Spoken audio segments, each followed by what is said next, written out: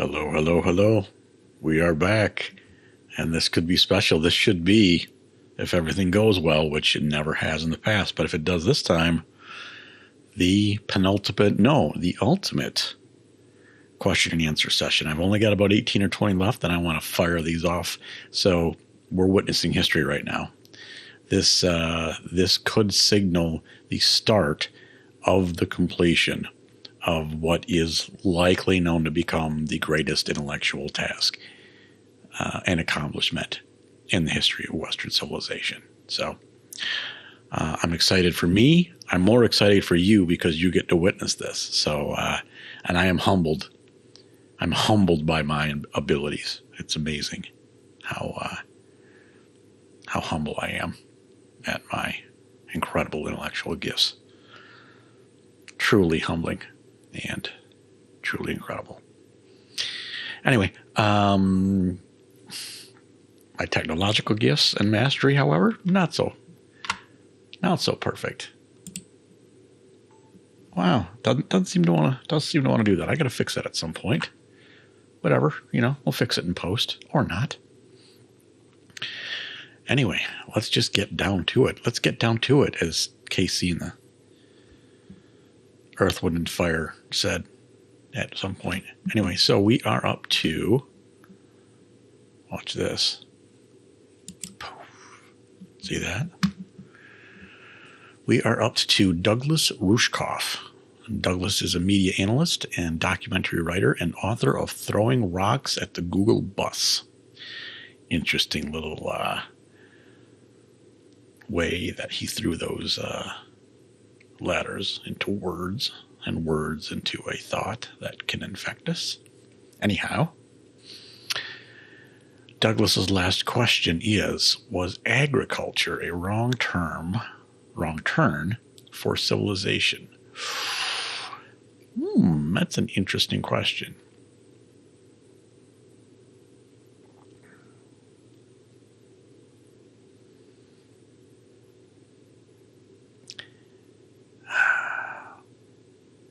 Oh, I should say I've only got one friend with me. Normally I have, a nice two-hearted ale or some other accoutrement.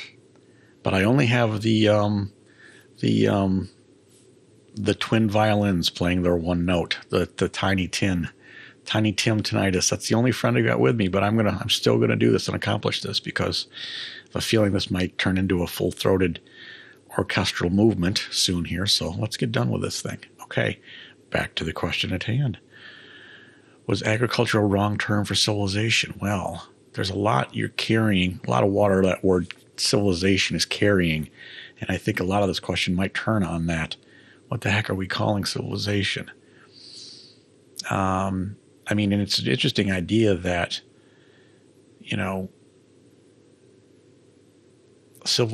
agriculture may have allowed us to specialize, to give us more time to do other things, to maybe learn, but it all and gain more leisure time, gain more mastery of the environment in certain ways, but also cause us to rape and pillage the environment. And, so there's a lot of things bound up, I think, in agriculture, which was a fundamental, huge change. It was Einstein before we had Einstein. It was fire, basically. How do you measure? How do you run a counterfactual and say, where would civilization be now if we hadn't invented agriculture? Would we still be hunter-gatherers? I guess you would have to assume that we would have kept along the path that we were on, which was, I think, basically you would say hunter-gatherer type societies, more nomadic societies, more living off the land and the resources, but basically farming and moving, so to speak, without the farming. So we weren't cultivating. We would just allow things to regrow in a cycle that was more maybe in tune with nature, but also kept our population at smaller levels. So let's say we didn't proceed too much from that, or we kind of stayed in that mode. We would never be able to ask this question, of course. So we can only ask this question in the hindsight that we did invent civilization. We did invent all these technologies. I guess the biggest question that this question is asking, or another way to rephrase it is technology good or bad? Because almost all of technology, I think, falls out of the agricultural turn that we took. So is technology our friend and foe? And of course it's both. And how do you measure what's good for civilization? I mean, commonly we would define like good for civilization in terms of just like, are people living longer, healthier lives? Are babies living and is disease not as rampant? Is war not as rampant? I think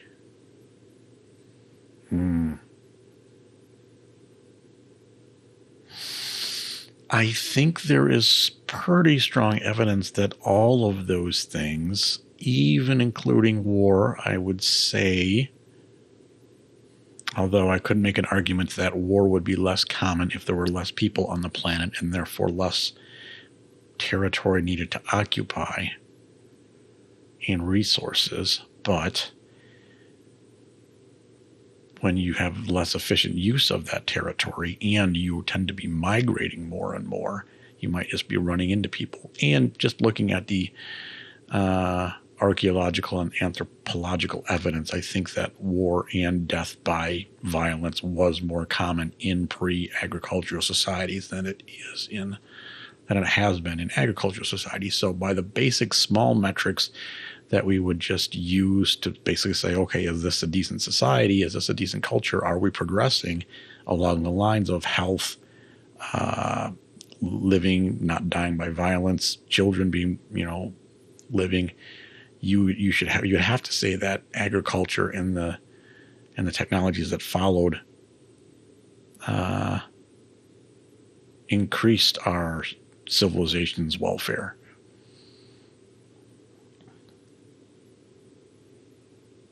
Could you get to technological evolution that we've had without agriculture?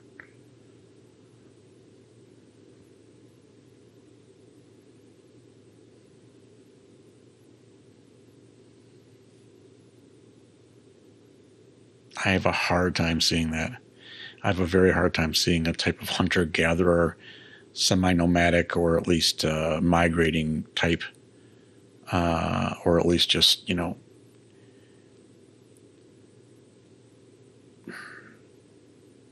let's just say a non-agricultural society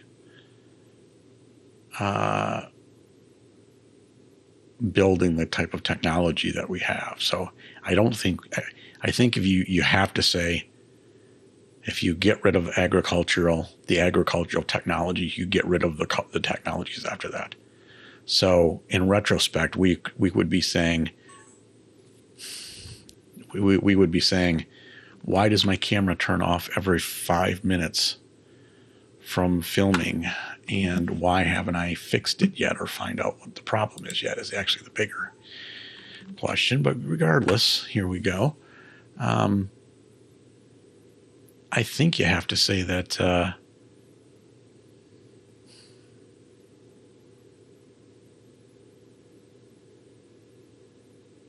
I think although we always kind of romanticize the past, and how many people wouldn't be alive today or would have never have lived if it weren't for agriculture? And how do you rate that? Is that good or bad? We view people killed in genocides and as war as tragedy, but how do you do a similar mathematics of that, the moral calculus of that, if it's people that would not have been born, if you're running the counterfactual? I mean, I don't know if you run it the same way, but certainly it has to have some type of moral valence to say, holy cow, we've only had 5 billion less human souls on the planet. And 38% of them may only, not survive 6 weeks of living. If you put it in those terms, I think you've got to say, hey, we did, agriculture might have been a good thing. But, what if you just talk about just a general kind of just mental health or life well-being? Like you just say, let's somehow we can average out the, I don't know, measure the average serotonin levels or something like that for the average human, and then just don't worry about raw numbers. Just worry about the average. Would the average be better if, if we've just became more advanced hunter gatherers and learned how to live with the, get a little more sophisticated at how we learn to live with the environment, and be integrated more in the environment instead of dominating it and domineering it? And could we find a type of the peak of the landscape of well-being in something like that? I don't think it's inconceivable. I think that's certainly possible.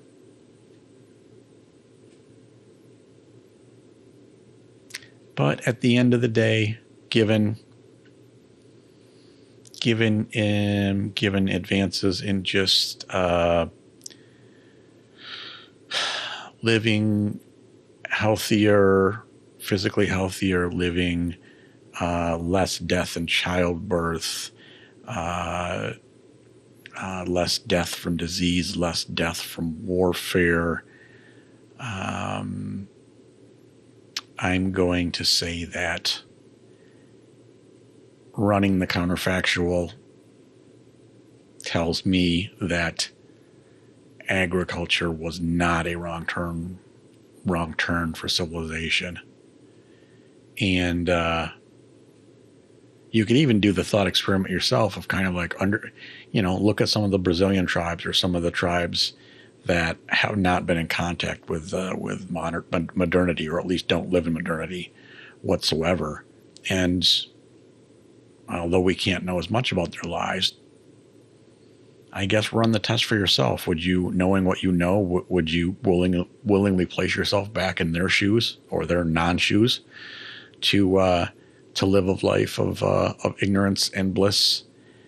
I don't think that many people would put themselves there, even if they were comfortable or fairly confident that they would be able to live. So, it's an interesting question.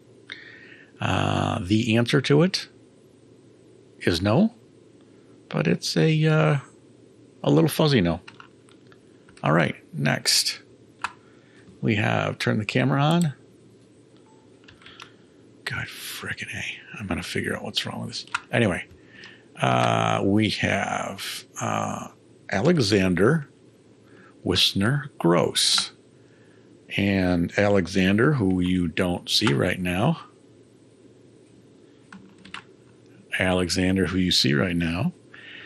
is a scientist, inventor, entrepreneur, and investor. Well, that's concise, just punctual. And congratulations on that description, Alexander. Alexander's last question is, can general-purpose computers be constructed out of pure gravity? Yes, they can. Next question. Can general-purpose computers be constructed out of pure gravity? Well, let's take away the general purpose for a moment and just say a calculator. Could you get a calculator out of pure gravity? Can we manipulate gravity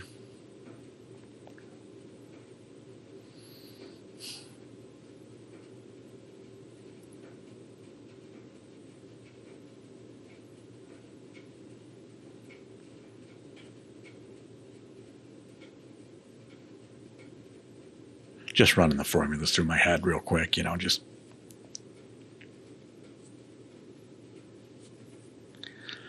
Sorry about that. I had to create a few new branches of mathematics to figure this one out. This is an interesting question. Makes me think of Interstellar, where they're using gravity to communicate and stuff like that, which, I mean, I think we have some idea how gravity works. We can certainly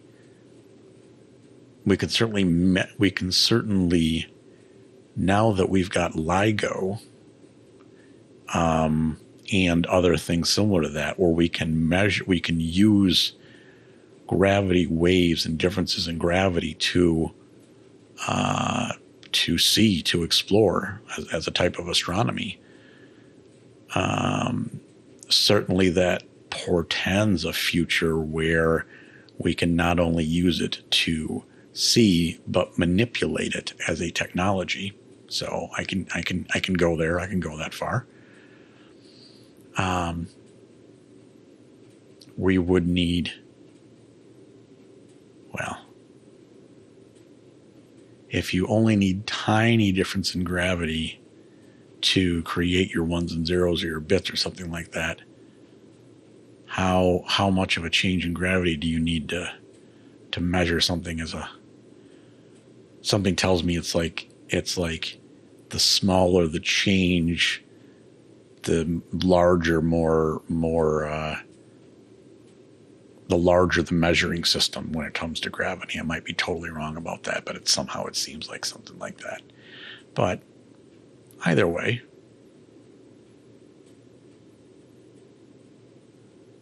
even if you get ones and zeros, you need more than 1 zeros for just not even more than even a calculator. I mean, you need logic gates.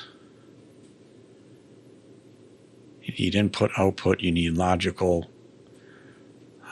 gates. You need high signal to noise ratio. You need error correction. You need interface.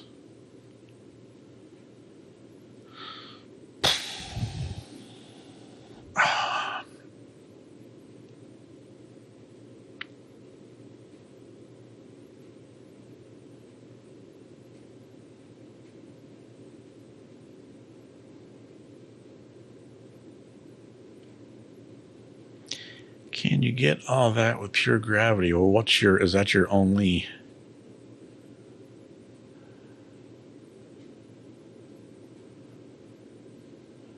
I mean, the output of a calculation done, let's say in gravitational differences or something like that, still has to be communicated to something else, right? Or do we have our own little LIGO reader? We've got a little LIGO reader.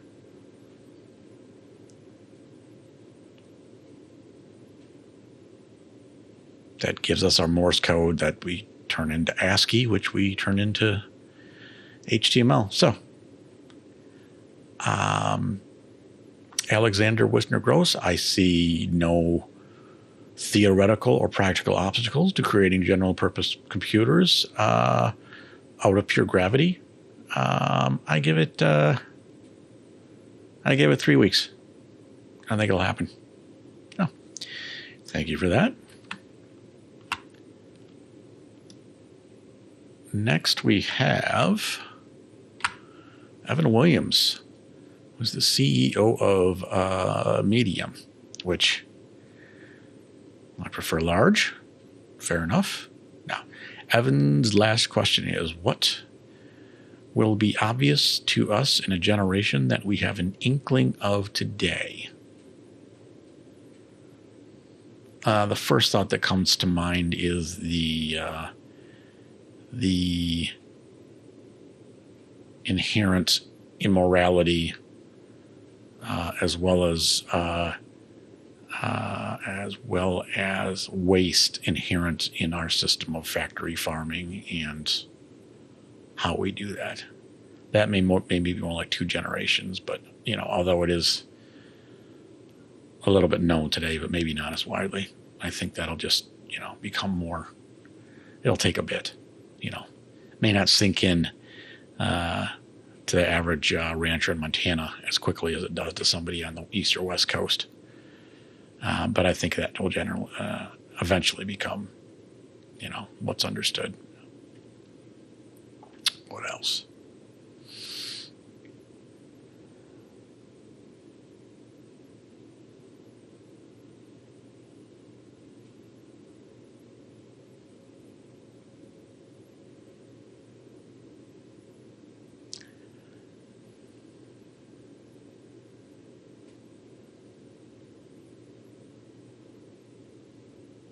The feeling that maybe even in the physics world, and I don't know if we means everybody or specialized people or something like that, but I think there's something about viewing physics like a certain economics that is under physics, or maybe just a Darwinism combined with an economic kind of just like market's going to market, like the idea of markets as being so much bigger than we think of them in economics, and the idea of, and that, it's almost just like if something,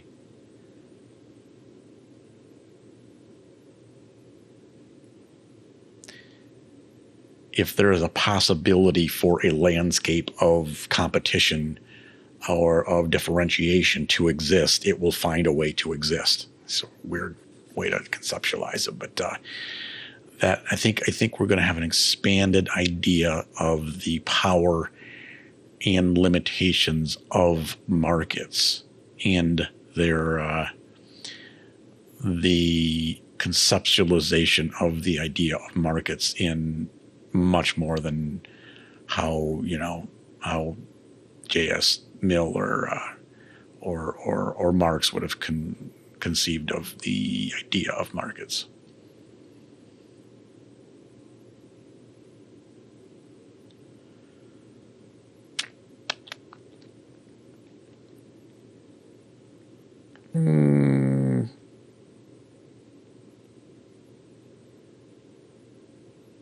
The only other thing that I'm pretty sure of is it will be obvious to more of us in a generation that the Detroit Lions are not actually in the NFL.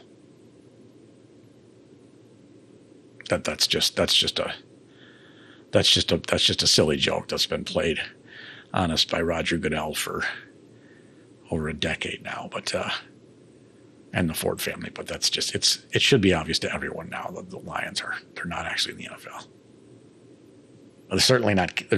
They're not eligible to win a Super Bowl. If you're not eligible to win a Super Bowl or capable, then how can you say you're actually in the NFL? So that would be the other one. Thank you, Evan. Good question and incredible answer. Next, we have D.A. Wallach, who is a recording artist, songwriter, artist in residence at Spotify. That may or may no longer be the case. This is a couple years old, so he may be a hermit at this point. Who knows? Things change. D.A. Wallach's last question is: are there any phenomena for which it will never be possible to develop parsimonious theories? Oof. Parsimonious to who? I got your parsimonious right here. I mean, I think I really do think that that's an important little caveat there, because even in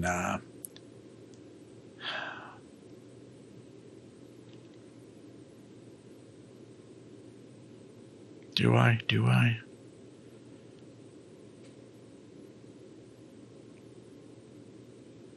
I got to think about theory and how to conceptualize theory, because if you think about theories as an explanatory framework, which often includes and explains facts, laws,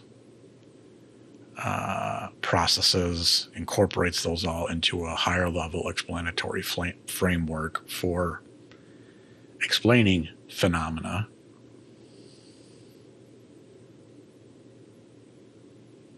then parsimonious would be the theories that don't they don't collide, they jive well together.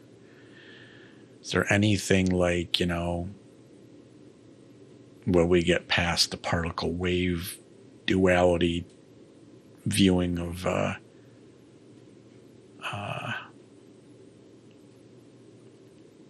will never be possible to develop parsimonious theories?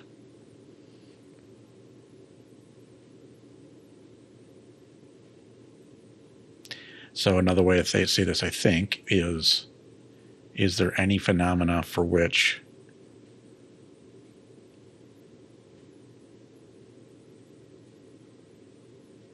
it will not ever be possible to develop parsimonious theories? See what I did there? When you rephrase the question, it sheds whole new light on it.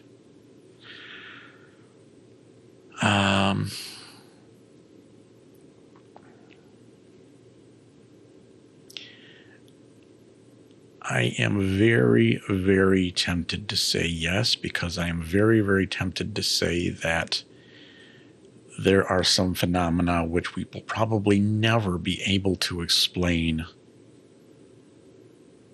at a theoretical level in the first place.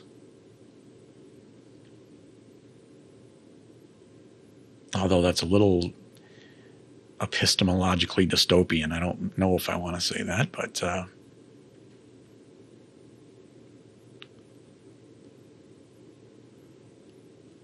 I feel like there may be some things which we just will never figure out, therefore we'll never have a theory for. And if we don't have a theory for it, we certainly don't have a parsimonious theory for it.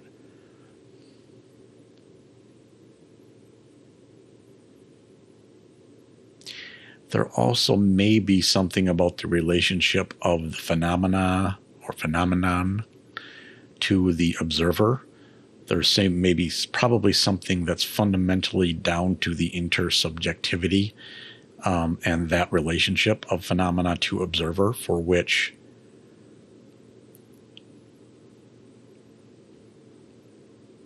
would preclude parsimonious theories because of the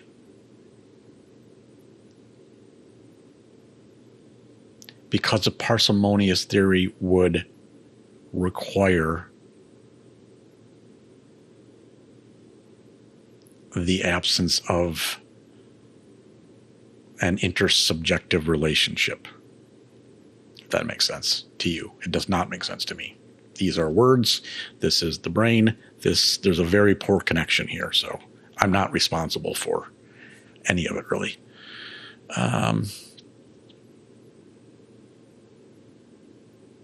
It's just my gut.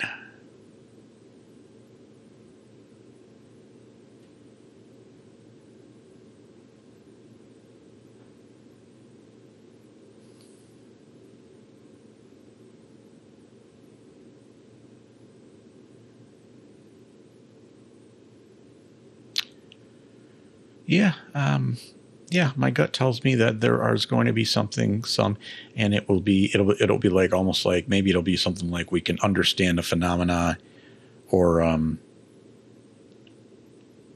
grok it maybe as part of a network or something, but as part of the network, like you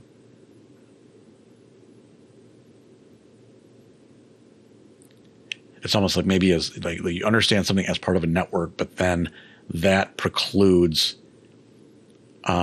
like a parsimonious theory by definition, because it's kind of almost a networked fuzzy math kind of understanding. And so once you try and do the math as like an individual at an individual like point in time or something, it just shoots away or something. I don't know. I'm trying to reconceptualize a bad version of quantum mechanics with, I don't know. So I didn't say that. Of course I know. That's why I've been doing this. So, D.A. Wallach, the answer to your last question is a resounding and echoing yes. And probably has something to do with the fundamental limitations of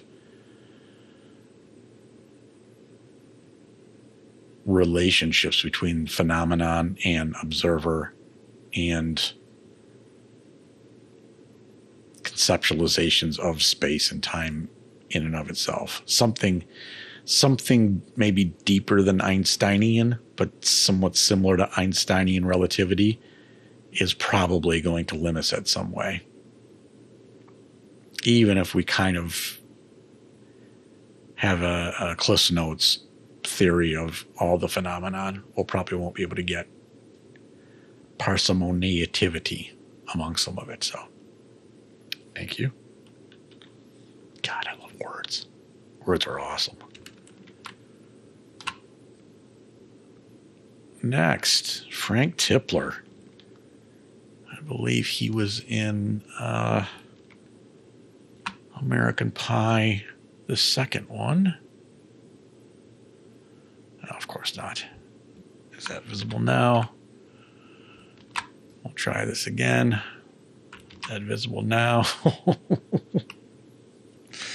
Let's just do this. Why don't we? Why don't we just make this bigger? See if we can do this. Whee! Are you not entertained? Frank Tipler is professor of mathematical physics at Tulane University and co-author with John Barrow with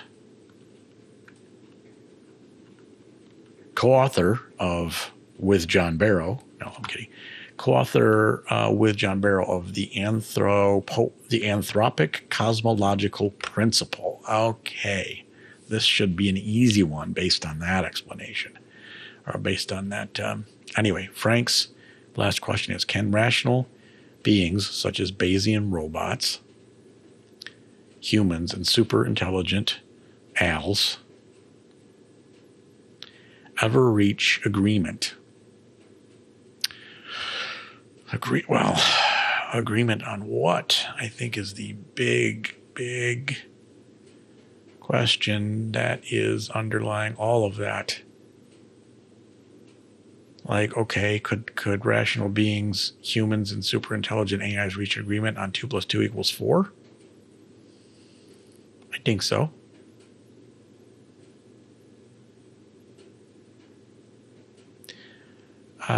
So could they reach agreement on mathematical truth?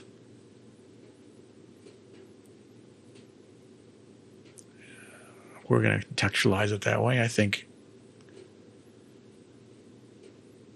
I mean, shit, you're talking about Bayesian robots. They've already built that in. But I think certainly in mathematical terms, they could reach agreement. But the problem is when you start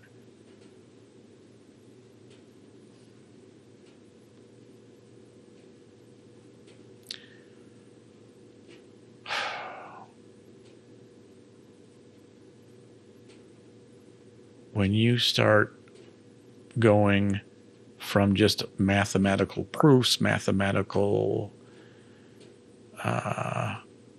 that to prescribing things, or, saying this is what we should do in the future, you go so far above math, because you start, or a type of math that we haven't really gotten yet, because you get to agree.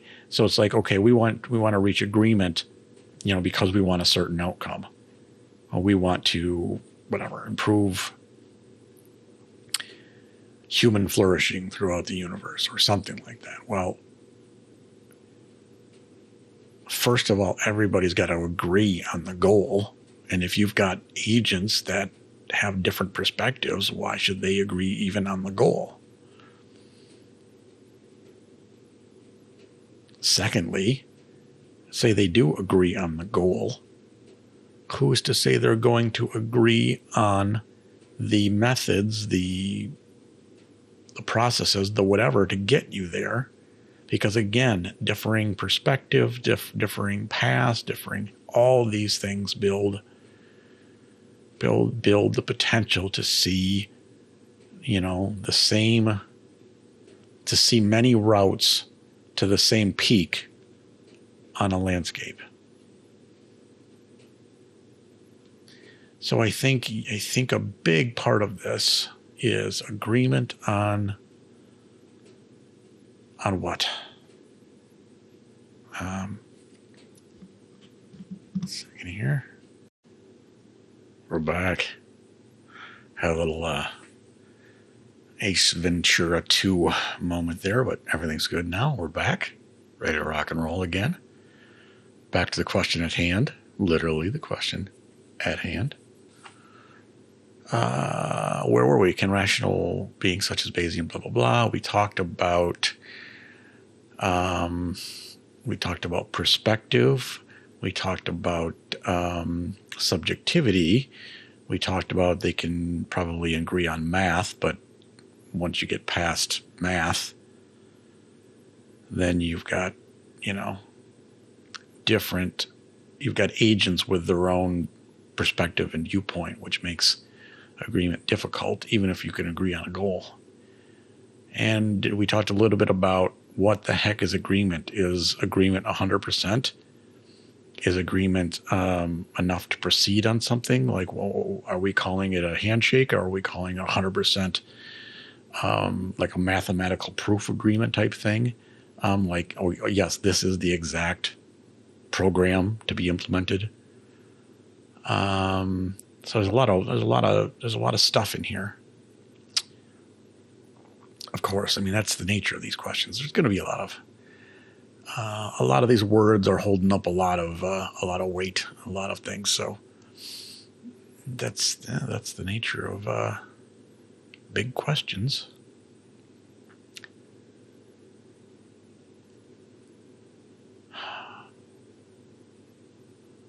Like I said, and we'll say again, on certain things like mathematical things, of course.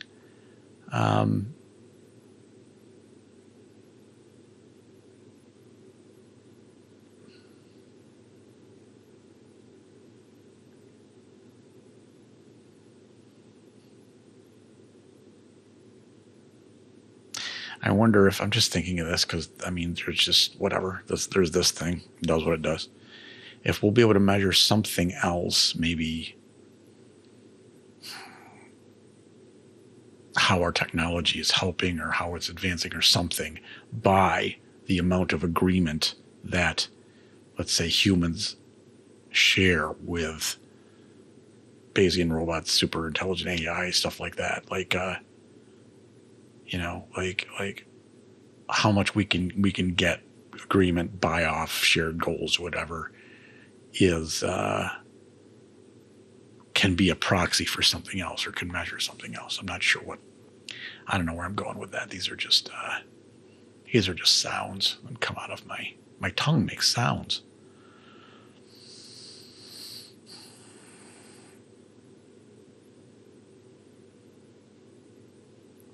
Let's take an example that would be difficult, or that would be, could they reach agreement on, should humans go settle planet X, which is already inhabited by some other non-sentient creatures, but to go there we would have to kind of invade their territory, or at least, somehow, whatever.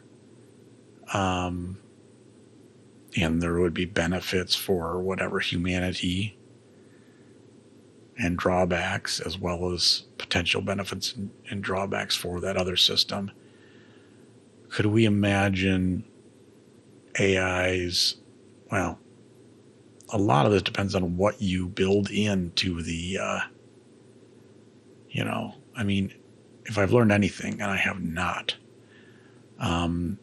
in my years here on this planet, and I am now fully just turned 26. So feels like just yesterday I was in diapers. No, I was, but that was a completely different thing. Anyway, where was I? If I've learned anything on in my years here is that I think more than having a high-powered cognitive whatever or super sharp brain. I mean, it's nice. Never really had that, but it's nice. Would be nice, I think, to have something like that. It's important that it's how much you know. It's the database that you've got in you. It's your priors and stuff like that. You can be, a brilliant human being and still get the wrong answer on stuff because you don't have the information that somebody else does. And a lot of that isn't about IQ. It's just access and exposure and curiosity and whatever. And I think that we're already seeing that in AIs. It's like we see bias in some of the AI systems in terms of, racial categories and stuff like that, because it's GIGO. It's garbage in, garbage out. But it's going to get to the point where it's not really about garbage, but it's about say you feed something the entire internet. Well, the entire internet is not reality. It's, it's a bunch of stuff, the internet, but it's not necessarily everything that we would want to feed an AI to get the best, answer, the best whatever, the best new widget, but it may be what we can feed it. So it's about the information that things have access to. And if humans will forever, at least as when we call them humans, be influenced by types of information that isn't easily digitized, maybe it has something to do with information and whatever that can be digitized versus stuff that can't. And the stuff that can't is going to influence people, whatever, in ways that just can't be touched by, let's say, non-carbon based things. That could be potentially something.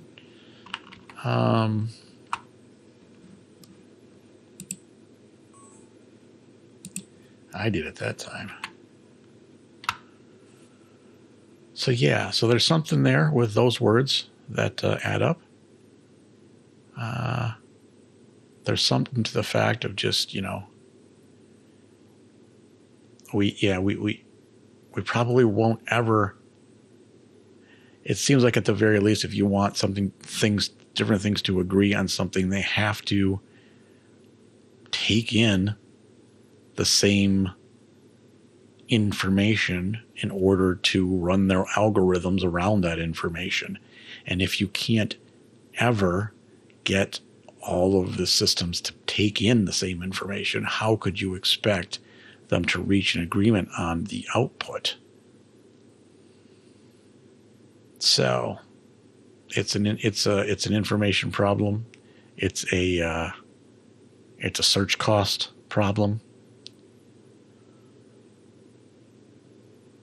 It's a deep history problem. So I won't insult Frank by, writing down the formula for what I just said, because that's the easy stuff. That's back of the napkin stuff. But that's your answer, Frank Tipler. So, search costs, digitization of information versus agreement based on purpose, perspective, intersubjectivity. On math, yes. On higher level stuff, you're going to have a very hard time unless you can digitize a lot of information and a lot of things that we don't know how to digitize yet. Then there will be things that that non-carbon-based will never see in the same perspective as carbon-based will, and therefore will come to different conclusions. Very interesting question.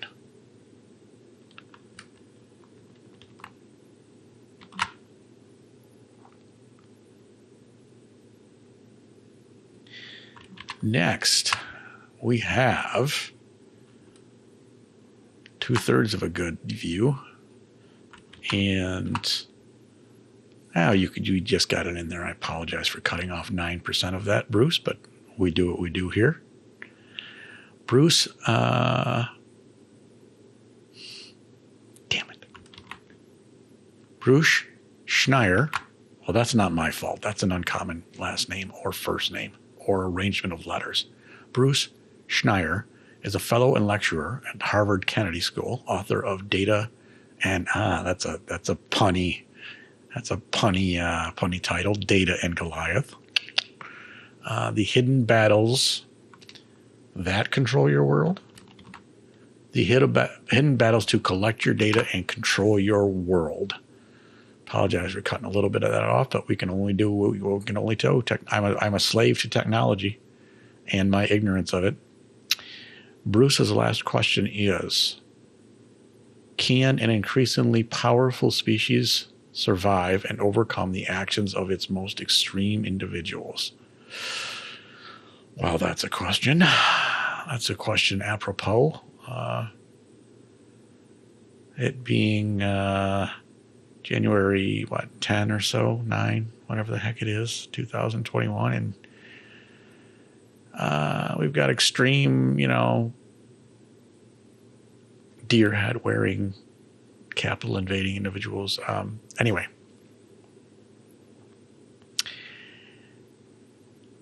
Well, I think part of this question and part of it, why it has such punch and such valence, is that as we become more powerful and technologies and become more available to individuals and also more scalable, they can do more damage. Extreme individuals can do much more damage than they could back in the day.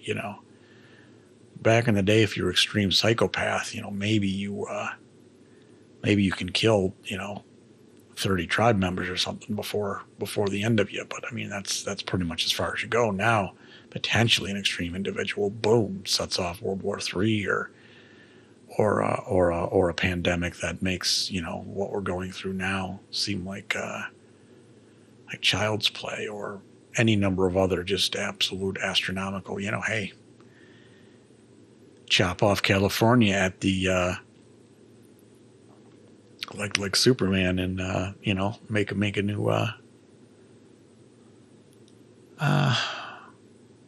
the San Andreas Fault, and make new beachfront property there, a few hundred miles in.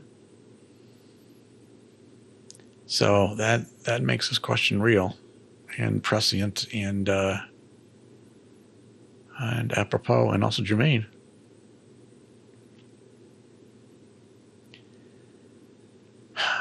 And some part of the question is just like, well, we're going to find out, because we are finding out. Part of this question makes me go back to a thought that Eric Weinstein has, and he tends to talk about quite a bit and underline, which is we got to get the hell out of this planet. And I think Musk is maybe the same way, or at least has said something similar, but it's just like, for our own sake, for our own safety, for our own backup system, for our own redundancy, for our own this could happen, we need to get the hell onto another planet. And I do share that sentiment somewhat.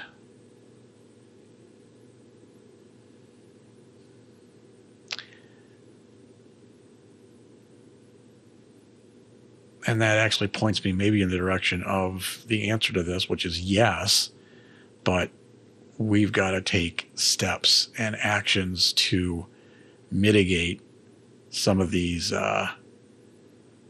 black swan sons of bitches. Although I'm not a big fan of Taleb. I'm sure he's a genius. He's just an ass. but whatever.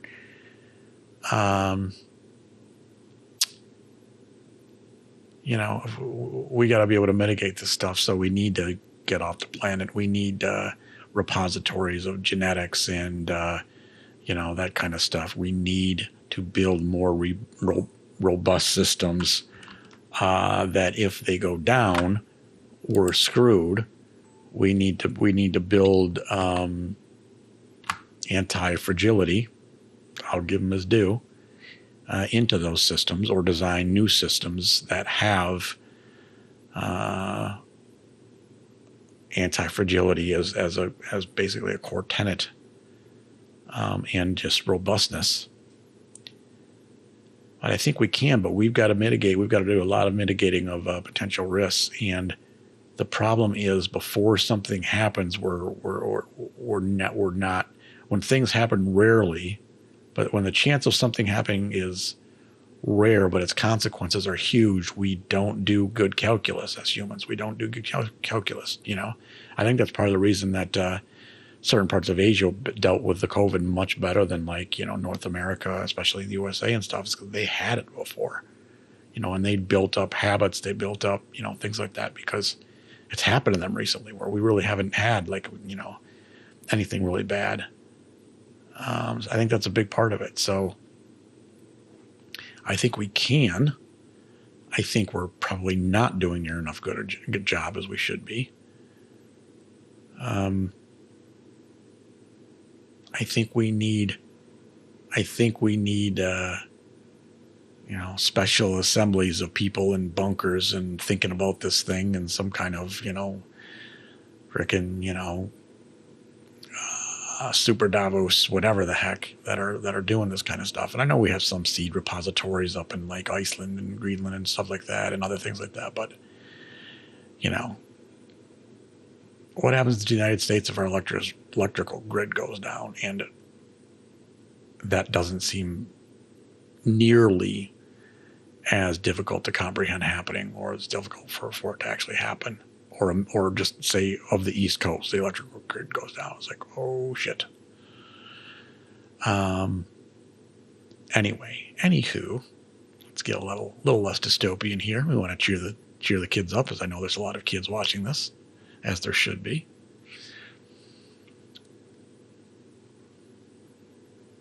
Hate kids.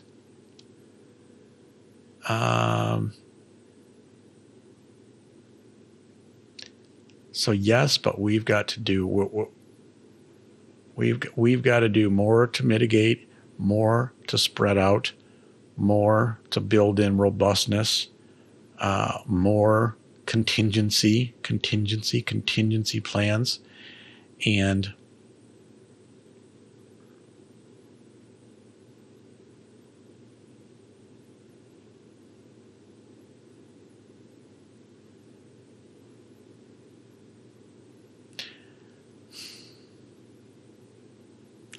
more understanding of psychology, of how the brain works. I'm nervous of saying about things about social engineering and social monitoring, because I really don't like that. I also think some of those things may create extremity by if you start just like saying, oh yeah, we're just going to monitor people for whatever, that can create its own kind of psychological thing where so some of our best laid intentions and best plans, like, oh, we're just trying to watch people to make sure nobody goes off the deep end. Well, you're pushing people off the deep end by doing what you're doing. So we need to be really careful about invasions in individual privacy, and even the appearance of invasion of individual privacy and the norms around that. But we do need to understand more psychology, more sociology, more of the interactions there.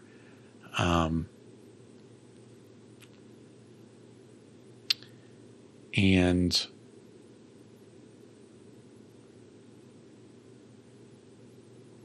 more of how viral ideas, ideologies take hold and infect. And, I don't want to get too mimetic or talking about this, but I think viewing ideas as kind of like mind viruses may have some validity, at least in some of these things.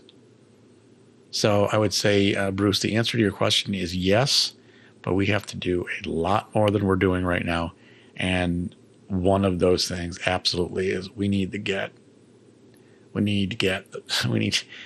find another Columbus. As however you want to look at Columbus, we need a Columbus to go to Io, to go to Europa, to go to Mars, to we need to, let's create some huge solar parks. Talk about international. We need to create some wonderfully large international park on Io that includes 94% of it, but we need the other 6% of it to make sure that humanity survives a cataclysmic whoop-de-doo, accidental passing by of a black hole that swallows up the Earth or something. So we need to do a lot more than we're doing, but I think we can, and I think we will. Interesting and dystopian question, but there's hope. A fool's hope. Next, we have... I'm not very centered. I just am not good at centering these things. But I'm very good at cutting off part of a person's name consistently.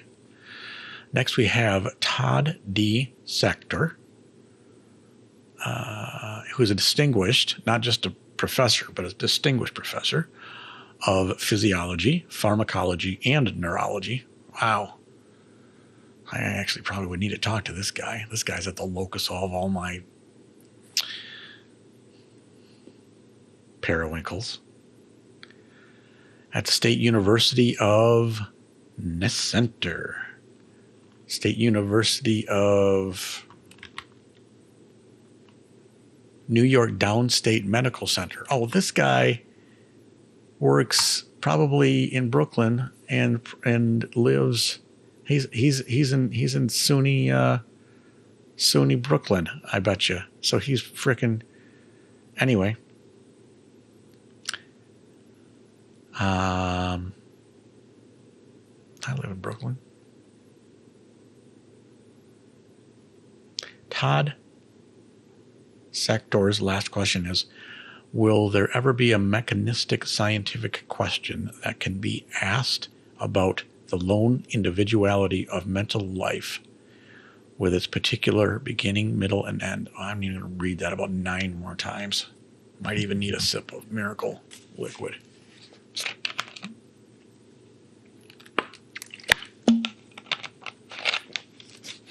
Miracle liquid imbibed. I've cut down on the miracle liquid. Who needs miracles? One more time here. Will there ever be a mechanistic scientific question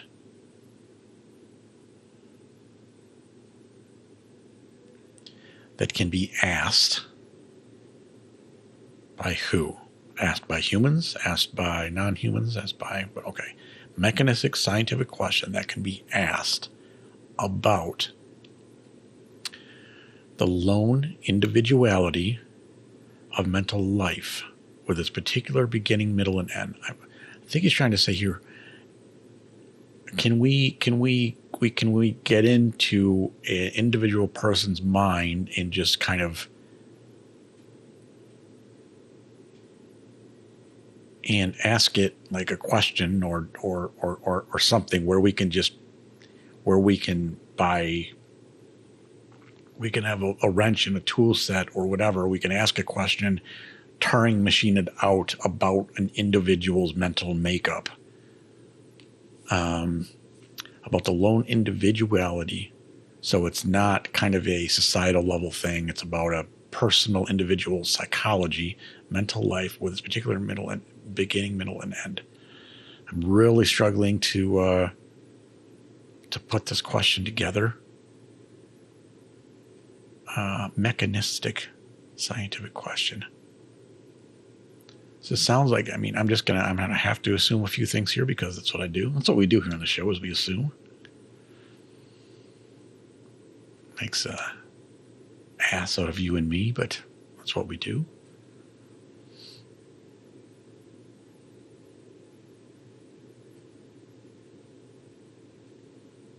It sounds like the good distinguished professor is asking, are we ever going to be able to just, prop open an individual brain and be able to just ask it a scientific question?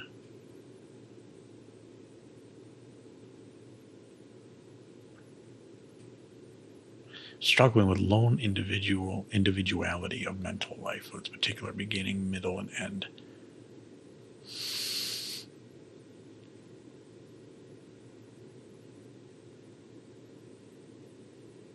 Can we ask a scientific question and get a scientific answer about a completely, subjective experience?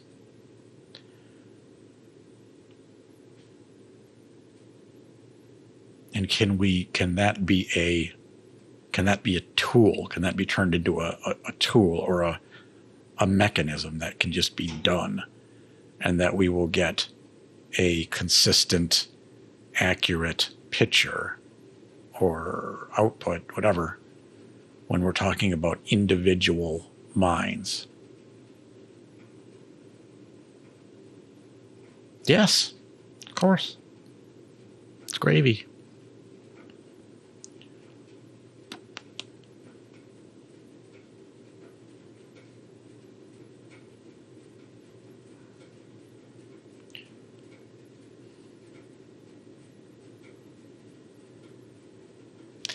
Mechanistic scientific question.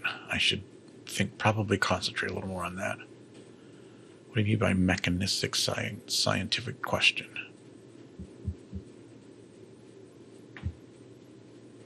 Is that how?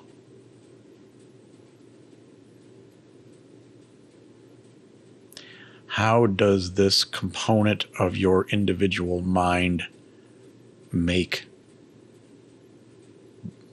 XYZ?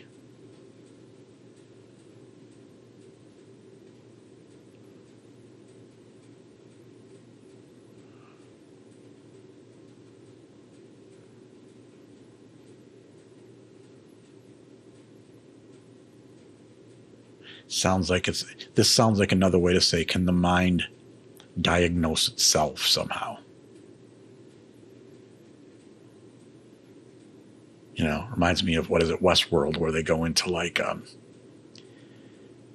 diagnostic mode or something like that, and they kind of say the things that are making them say what they actually said. Like that's, like the consciousness, which is the tip of the iceberg, becomes somehow integrated with subconsciousness, so that there's some type of causal chain which is always invisible or always visible, and then that causal chain and series of decision trees or whatever you have is always above the water, I guess, of consciousness, and that it can always be interrogated and can be maybe whatever, or it can be,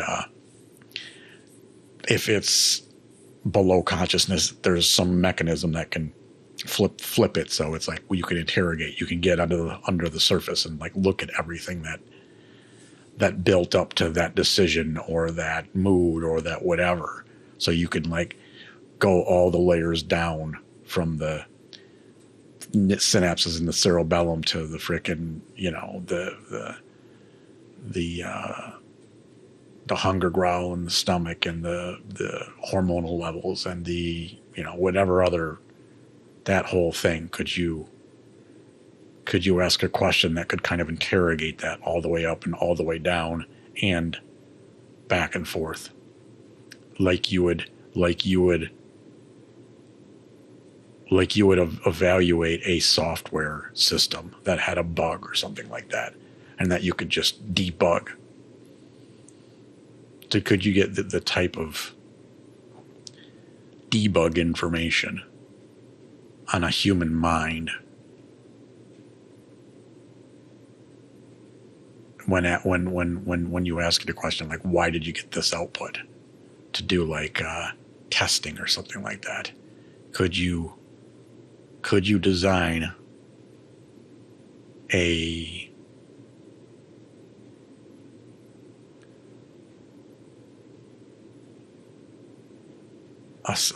question or a testing system or something like that that could work on the mind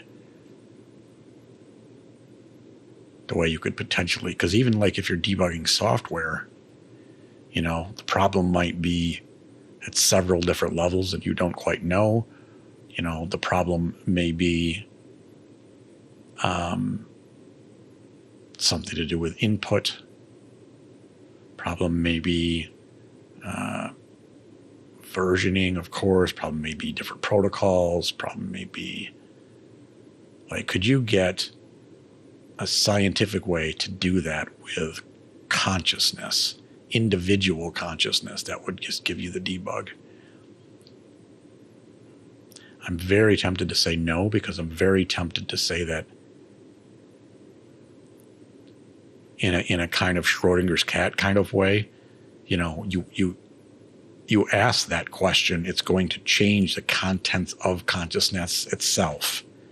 And so you just killed the cat, so to speak. And I don't know that there would be a way. It would be very difficult to imagine a way to kind of like, tap the phone lines of consciousness. You know what I'm saying? Without it actually kind of like changing the consciousness itself. It's like if you're going to ask a question about consciousness to debug, I think you're going to change what you're trying to find.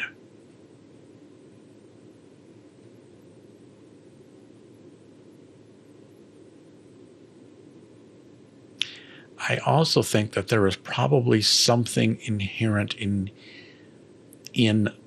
the lone individuality of mental life, which I'm going to call our conscious experience, which is by definition hidden from us. I think if there was, I think you don't get consciousness without things being hidden. I do kind of like Dennett's idea of consciousness being almost an epiphenomenon and a result of the competition for awareness of different modules and stuff like that. I'm not totally sold on it, but as something to think about, I think it makes sense. And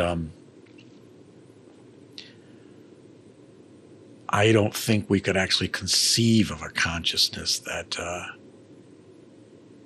where something doesn't kind of get hidden. We're even seeing that in AI. It's like you got these mystery layers that that do a lot of work, but it's hard to do a trace back and see exactly how they came to what they came to, because it's it ends up getting hidden in the algorithm a little bit. You can tell I'm an expert in AI because I just put words together. Anyway,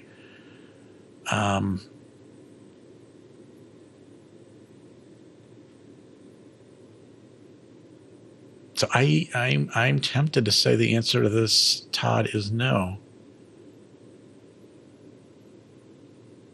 Because I'm tempted to say that that you would have to trace kind of like mental life, mental consciousness, and its arising basically out of you have to be able to peer into the mist.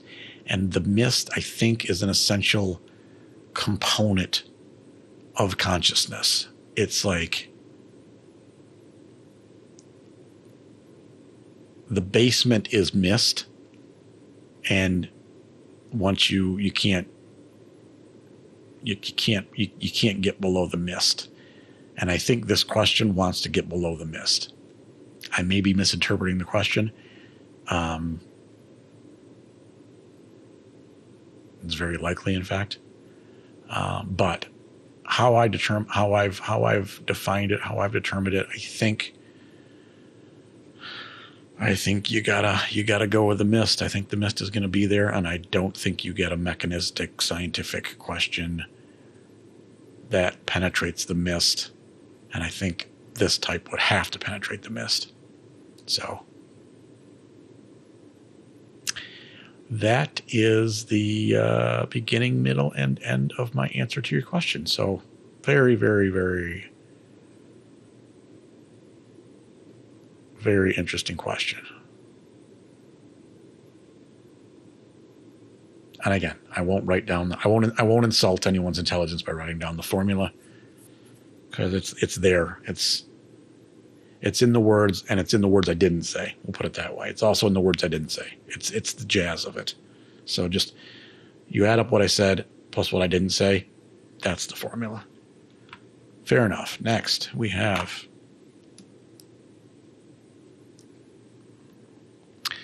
let me just look at this real quick. Make sure yes. Want to make sure we're on the right. We're getting close here. We are almost time for a drum roll. This is amazing here. Next, we have Craig Venter. Anybody heard of that guy? He's done some stuff. J. Craig Venter, leading scientist of the 21st century for genomic scientists, co-founder and chairman of Synthetic Genomics Incorporated, founder of the J. Craig Venter Institute, author of A Life Decoded, and J. Craig Venter's last question is, will the creation of a superhuman class from a combination of genome editing and direct biological machine interfaces lead to the collapse of civilization? Well, what do you mean by civilization? It's the easy way out of this. 1 second here, maybe even 2 seconds. Recorded video will be saved to your computer's memory card. Yeah, keep doing that. Keep doing that. Do that. Do that thing. PC load letter. All right. J. Craig Venter, will the creation of superhuman class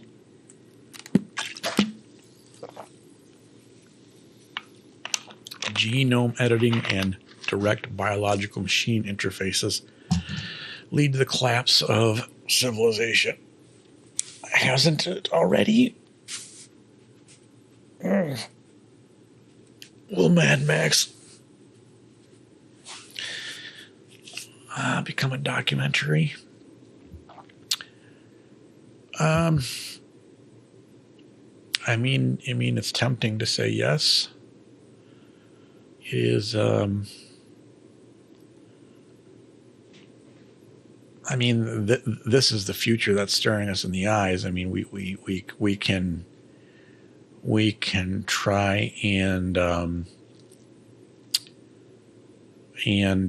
temper the temptations, I guess, of customized gene editing, and I think that we might have a little more success with regulations, and also with just human mores might slow that a little bit, but the biological machine interfaces, at least part-time, we've got them part-time right now, and we're just, we still got to use English or some version of English, which is a big problem, but that's already happening, at least somewhat.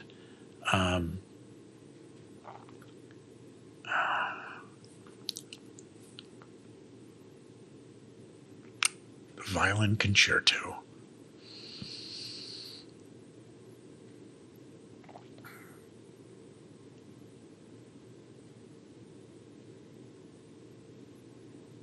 I'm actually somewhat optimistic about this. I'm actually somewhat optimistic that if we don't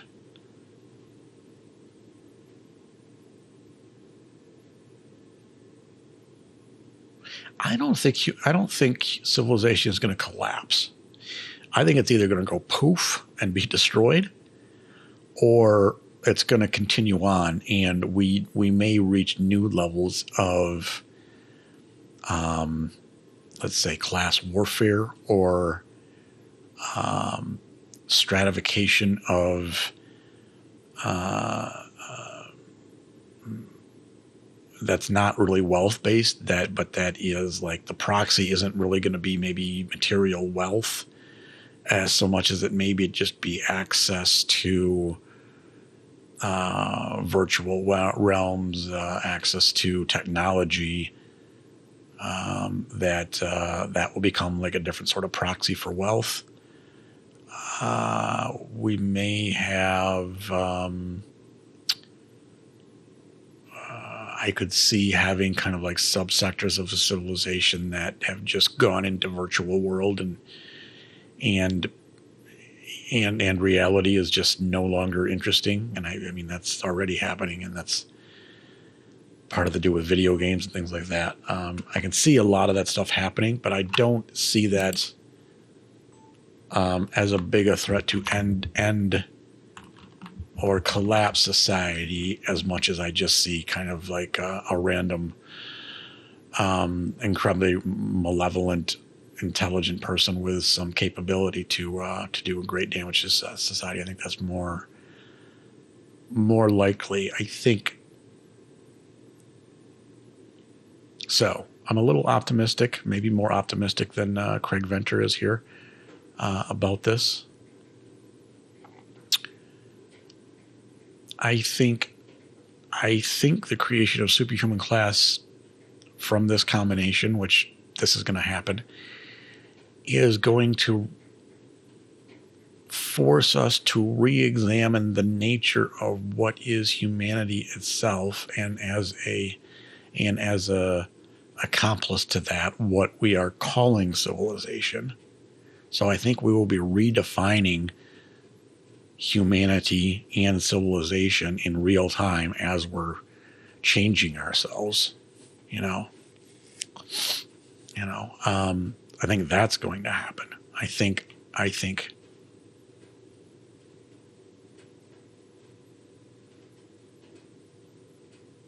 many of the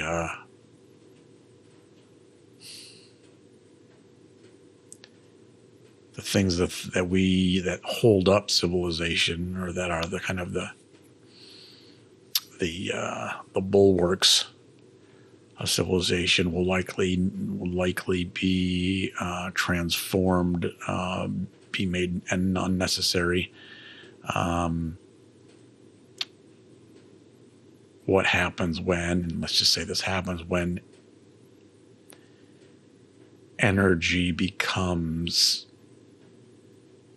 like oxygen, where we just have it. Let's just assume that oxygen isn't going to go away either. Everybody will have enough oxygen, but let's just say access to energy becomes like that too, where we just have it. It's like, oh, you need energy? Here you go. Oh, you need data from. I mean, we already kind of have that for most people on the planet. You need not energy so much, but access to information.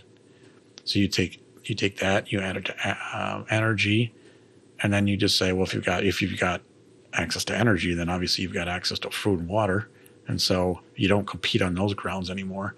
You find different ways to compete, because we're still going to want to compete, because that's what markets do. And if we're anything, we're markets, and we'll be markets. So, a lot of words there. So we'll compete on different levels. People might zone out, but I don't think that we'll need.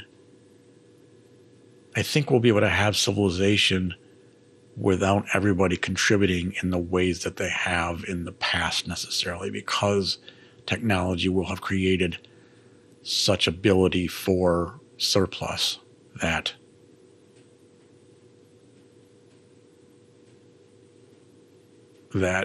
people can fall off the grid, so to speak, or fall off the treadmill of productivity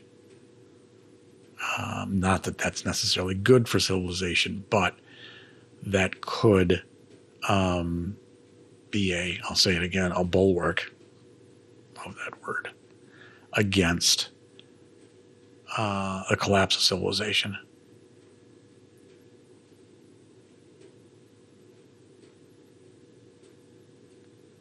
So, Craig Venter, I think the answer to your question is no.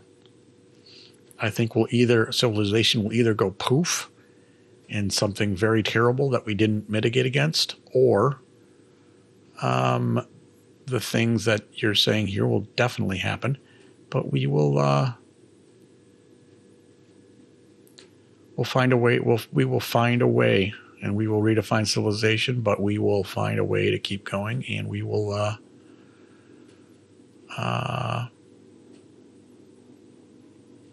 Yeah, we won't go backwards. We'll either go forwards or go poof. Interesting question. Martin Rees. Martin is a former president of the Royal Society, emeritus professor of cosmology. I made a funny. Emeritus professor of cosmology and astrophysics at the University of Cambridge, which has an excellent hockey team. Fellow, Trinity College. Author From Here to Infinity.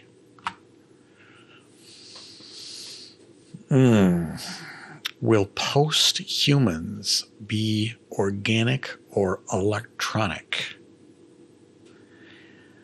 Boy. The post in there almost argues for non-organic as a just being there. It's like, well, if it's after humans, of course there got to be something different. But this is gonna, like everything else, comes down to definitions. Comes down to taxonomy. We're firmly on the mammal and the primate tree from one perspective, of course, but viewed from a different perspective, like say the technological landscape, like humans are, like a totally different thing. So it's like, in what way are you going to conceptualize your taxonomy of humans? Because you could make an argument that humanity is post, or at least nearing post homeopathy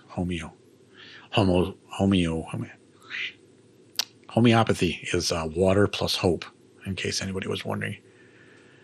That we're past Homo sapien status already, just with what we're doing, or we certainly will be in 30 or 50 years. And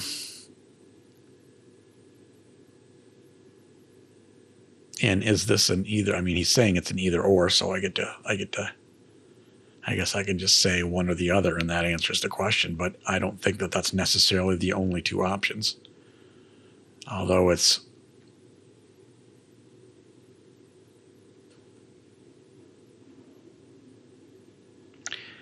I think it's very likely that post-humans will be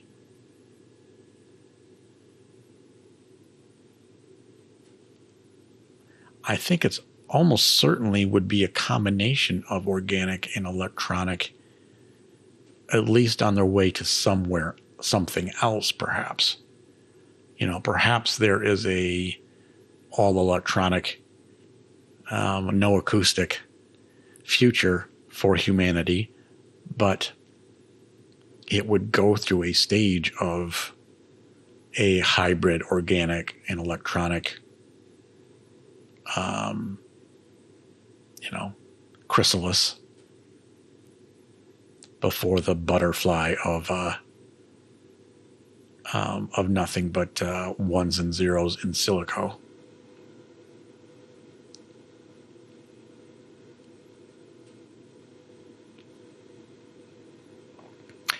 So a lot of this comes down to how are you doing your taxonomy? What are you calling a species, or what are you calling humanity? What are the characteristics that are defining humanity? And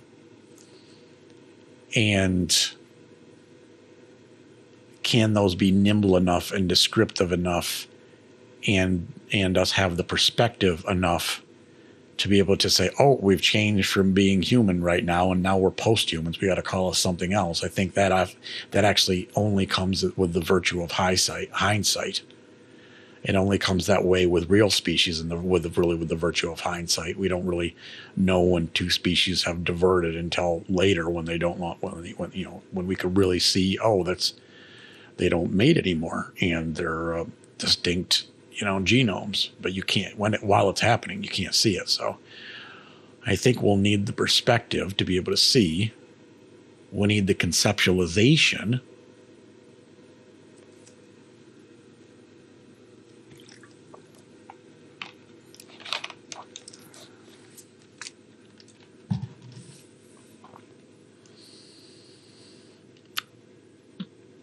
I'm wondering if even will there always be an organic element to humanity, or to whatever. I don't even want to give that thing a word, but if we continue to progress in 10,000 years or something like that, and I don't think it's not. I can't imagine another million years unless we just society collapses and technology collapses, and we Planet of the Apes got to rebuild it or something like that. I mean, if there's no collapse, I can't imagine that we would still, in 10,000 years, somebody could be born that looks like me and just, whatever. It doesn't make any sense to me. I think we're riding that wave of technology that's running roughshod over the importance of biology and genetics. So, anywho, a lot of words, not many thoughts. That's okay.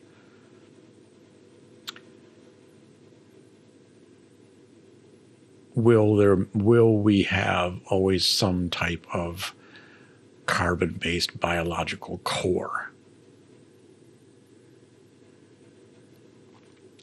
Will we have synapses that are made from nerve endings and that, and then that interface with another type of CPU that controls an army of regulatory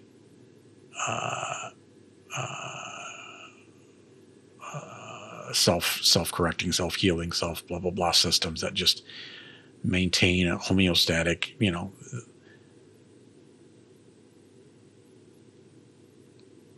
basically an electronic body around an organic soul.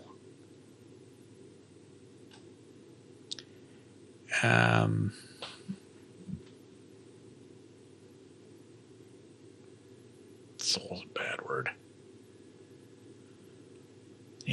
So I guess the answer to your question, Martin, is I am strongly of the opinion that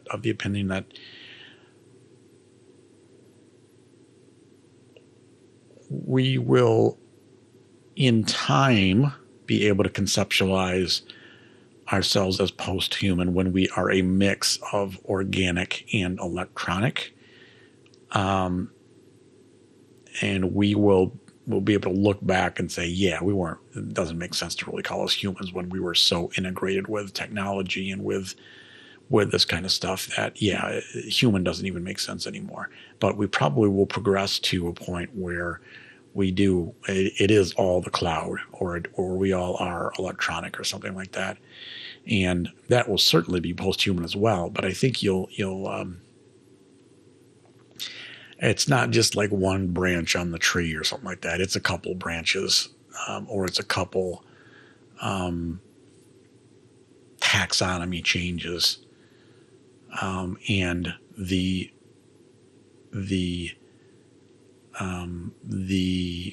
carbon silicon symbiotic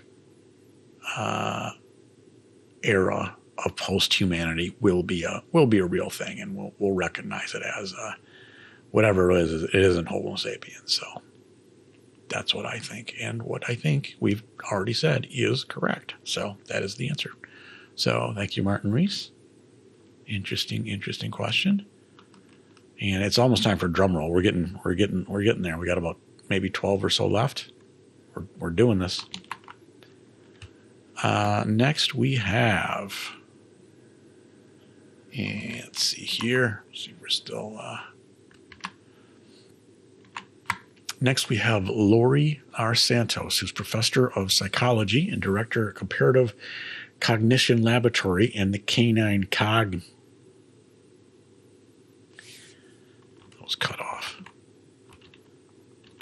Canine Cognition Center at Yale University. And Lori's last question is, what cognitive capacities make humans so damn weird relative to all the other animals on the planet? What cognitive capacities make humans so damn weird relative to all the other animals on the planet?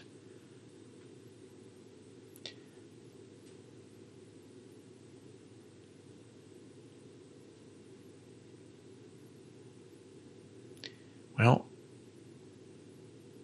I think, and I don't know how to make this into a cognitive capacity, Lori, or what you would say it, but I think there is something fundamental about the ability for humans to virtualize themselves, to have a self-identity, to conceive of a self, and then put that self in a landscape of possibility, to have however you want to call that, and then run simulations on that and run. I mean, I'm basically describing consciousness and saying, ooh, consciousness is just kind of begging the question. But I think something very important about consciousness, about this thing, is that it's one's ability to virtualize and then run your what ifs. I think that thing opens up an entirely new landscape of possibility of, when you can do that, you can, it's like an entirely new dimension of possibility opens up. It's like if you're not aware of a me, you can only just do things in nature and then have the effects affect you in nature. If you are able to conceptualize a me and then conceptualize in nature, then you can just run your own experiments like in your head, and you can run the impacts virtually or whatever. So I think that's a huge advantage. It opens up like another dimension of navigating reality. So I think it's just huge. And I think once you get like a little bit of that, it's just, it's like, it's like sugar, once you get a little bit of that, you're just going to want, the brain is going to want to open up to all kinds of that. So I think, I don't know if that really totally answers the question, but I think that's a huge thing that opens up all kinds of stuff.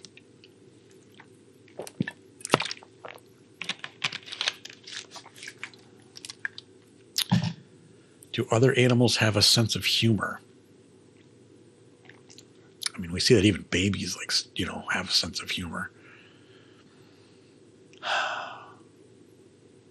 And a sense of humor probably falls in line somewhere with, makes us so damn weird to all the other animals on the planet.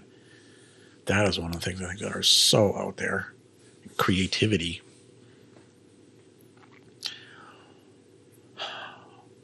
What is creativity? Because that would be one of the cognitive capacities. How do we conceptualize creativity? How do you algorithm what creativity is and what type of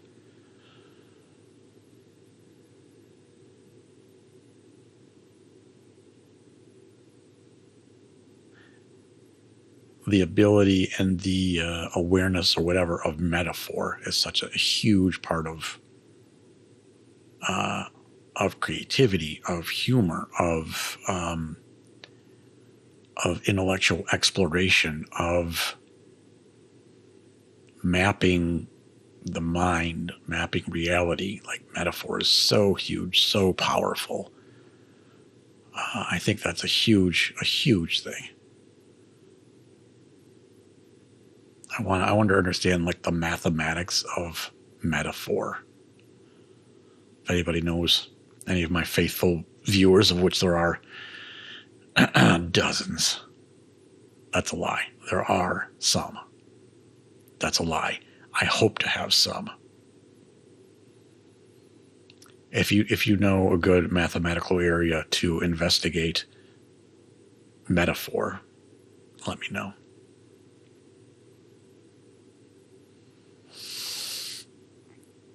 So metaphor, the ability to be self-referential and modeling as a new, like almost another degree of freedom or something that opens up. Creativity, which I'm not going to define because, it's like pornography. You know it when you see it.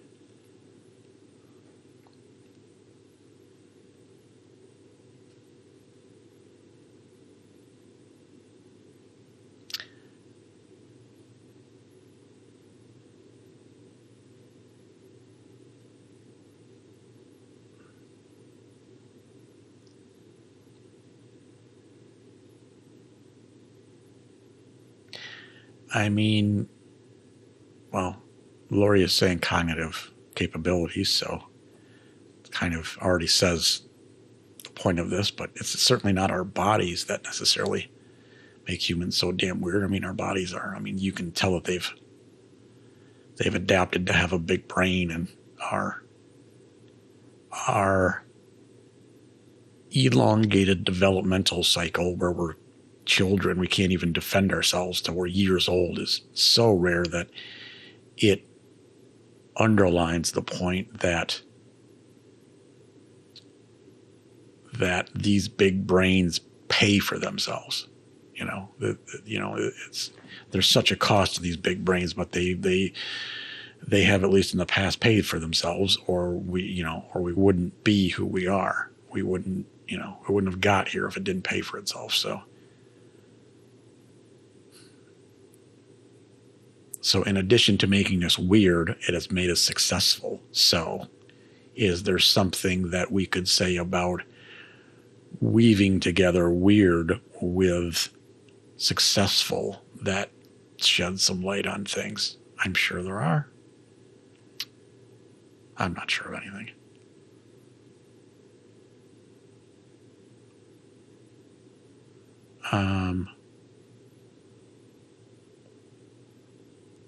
Our ability to manipulate our environment,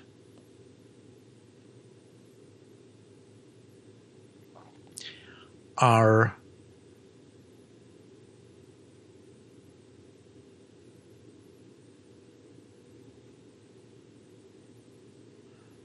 ability to create technologies is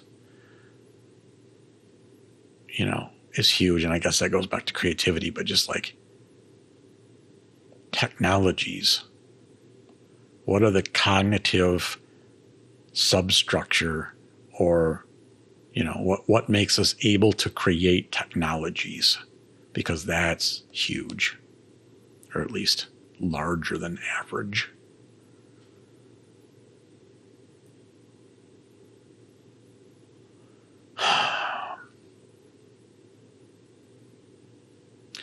Something you could do is just kind of look at do a functional and biomass look at the brain itself and different areas of the brain, and how they are differentially sized, differentially used in humans versus all other animals, and what's what's common to humans, which is uncommon to all the other animals. So you could do it from a, almost a morphological or a biological kind of just look at things. And then you kind of approach it from the back end, basically.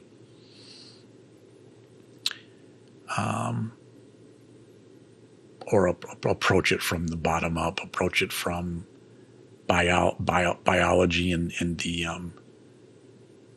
and that end, as opposed to thinking of cognitive functions and structures.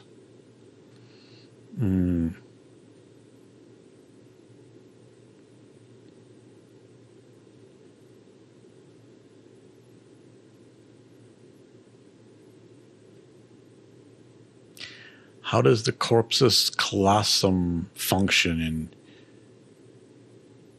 humans relative to its size and function in other mammals?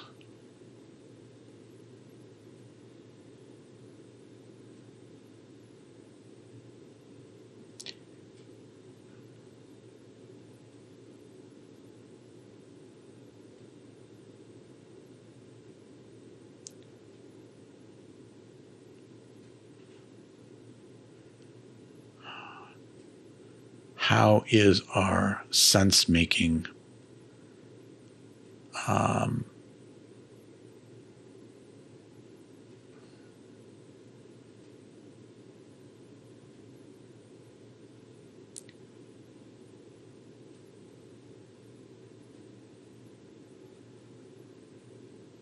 what are the cognitive capacities that allow us to conceptualize a self? I think that happens we see that in some dogs, maybe we see that in some upper primates, at least a little bit, but that I think it's got turbocharged in humans. So what are the requisite cognitive capacities to allow for the self?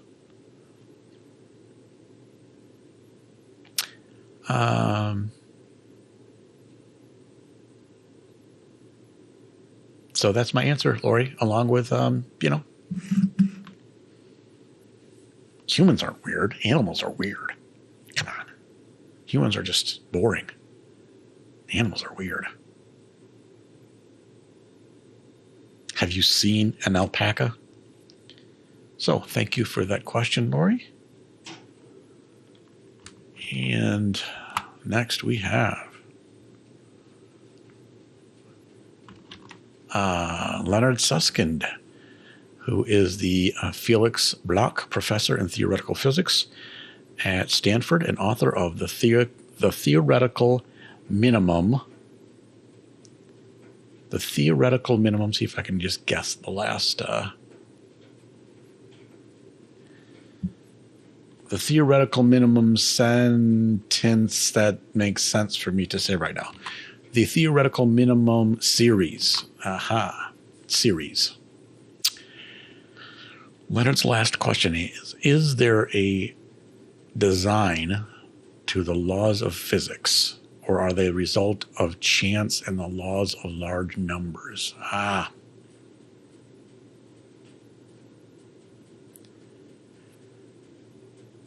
Is it possible that but I would wonder if chance and the laws of large numbers could give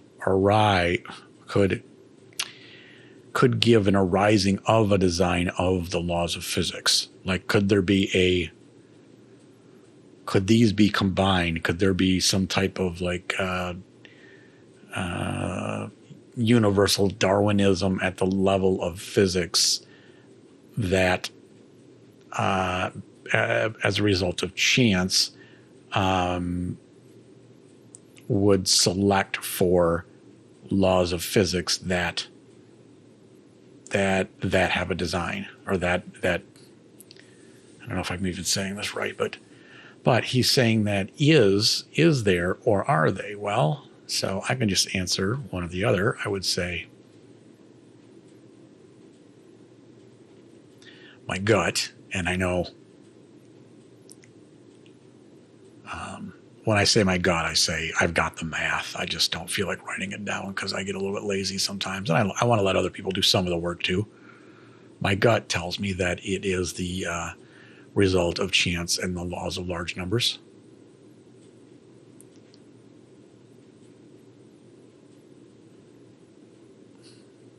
But I also feel like this isn't maybe quite the either or that Leonard, at least in my conceptualization, it isn't quite the either or that it's portrayed here. I guess I'm just going back to what I was saying earlier, but I kind of feel like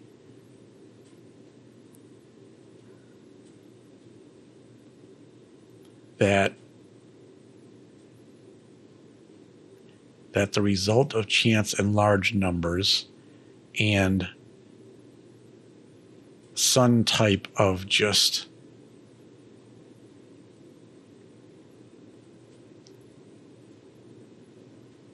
selection process or crap, just really, really, really good. Please charge the battery. You know what? It's not disconnected. It's connected.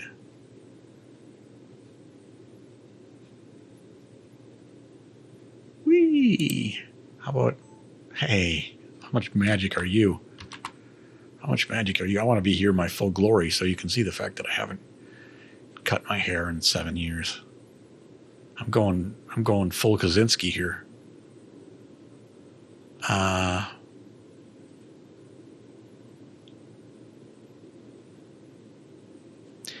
think they are the result of chance and the laws of large numbers, but to say that isn't design is to infer that, or to say specifically, I guess, that design can't be created out of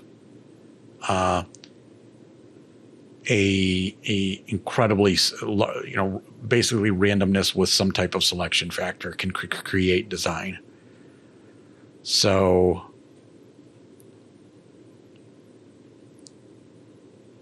think of it in biological terms. You've got evolution. Once you had something that replicated, and once you have something that replicates imperfectly, and you have limited resources, you've got evolution, and it just builds, and it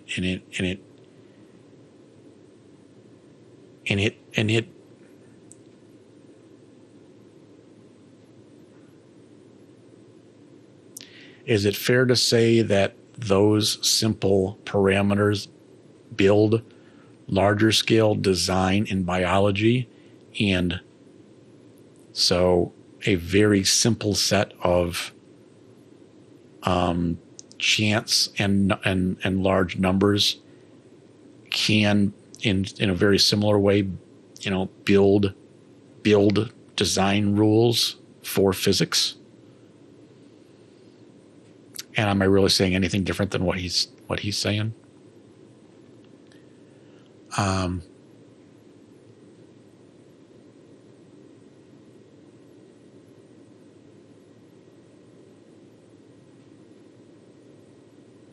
The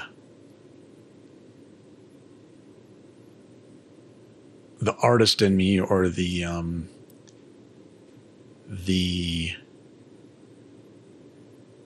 whatever in me, wants to say at the end of the day, it's even if super intelligent aliens or whatever created our universe as a science project or whatever, at the beginning, it was something just kind of just like chance and large numbers, like just something, it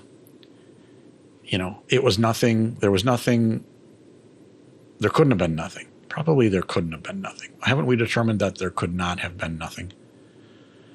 Haven't we determined that that's the last faith-based claim that we'll have to make?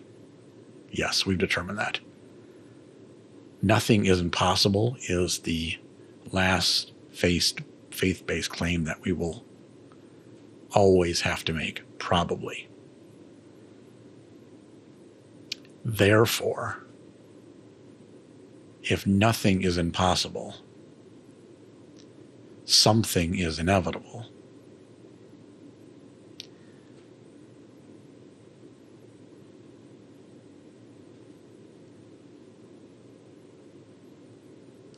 Doesn't really say much about this question. If something is inevitable, then I think we go to section 2 here. I think that points us back to section 2. That,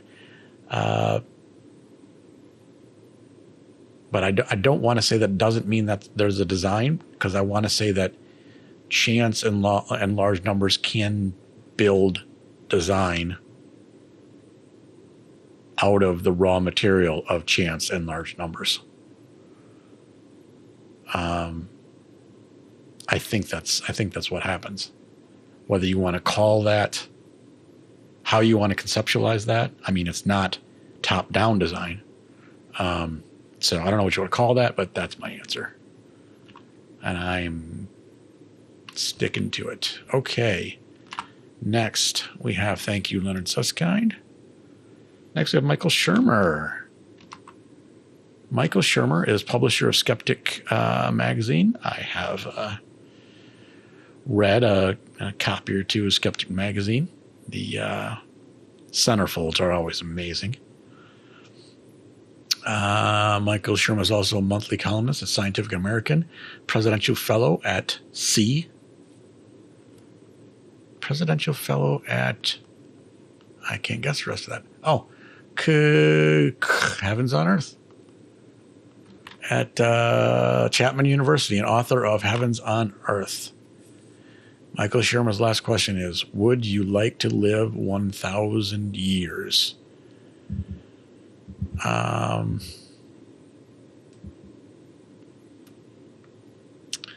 Subway action going on. Hope it was good for you. Would you like to live 1,000 years? Boy, depends on when you ask me. You'd asked me that this morning when I woke up, I would have told you go reformulate that question.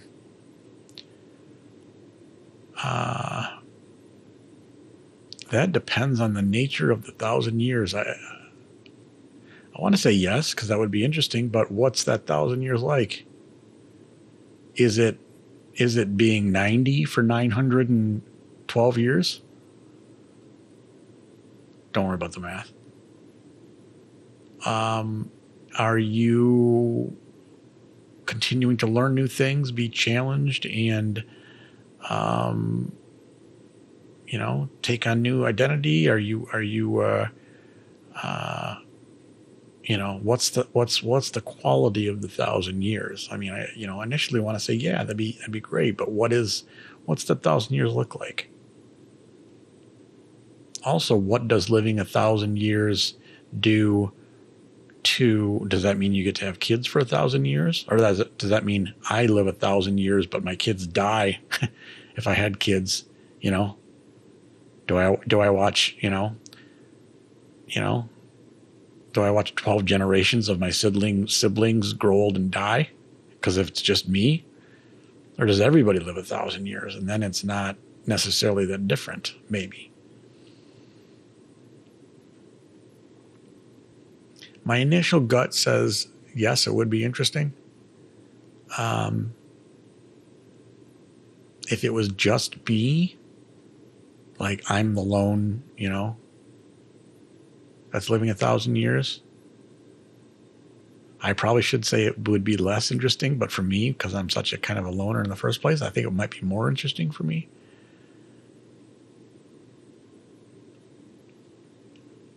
We should ask the vampires. Don't they live a long time? We should ask the vampires how they're doing.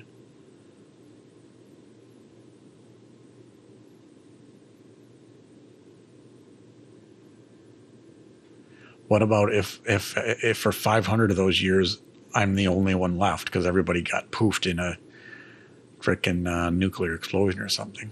It depends on the quality of the 1,000 years. It's not that different from, in a way, it's not that different from asking, do you want to live to be 100? It's like, yeah, if I'm not in pain all the time or not, whatever.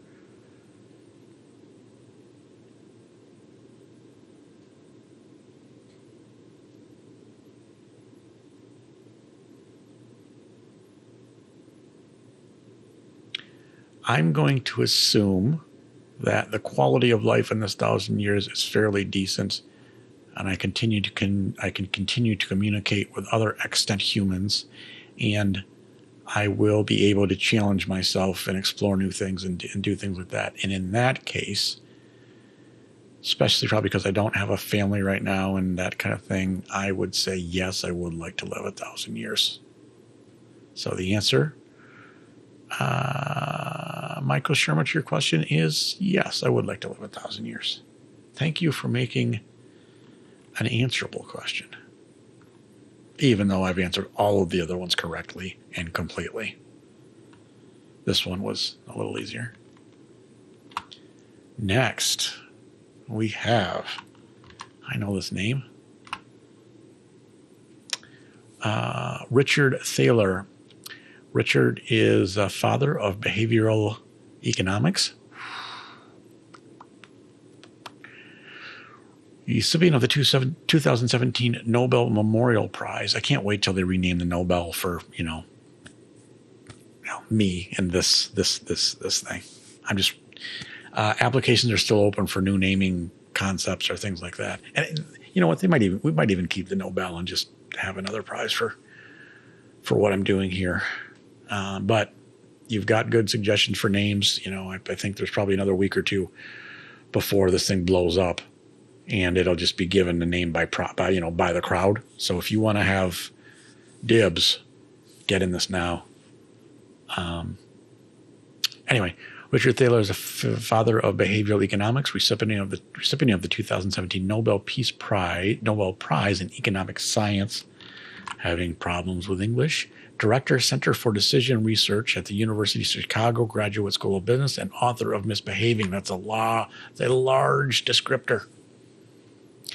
Richard Thaler's last question is, how will we cope when we are capable of keeping humans alive longer than our optimal life expectancy? Wow, this kind of dovetails, pigtails, horse tails, bull tails, monkey tails, mouse tails, tall tales, along with our last question. How are we cope when we are capable of keeping humans alive longer than our optimal? Well, what is our optimal life expectancy? How are you defining optimal life expectancy? It sounds like maybe we need to change our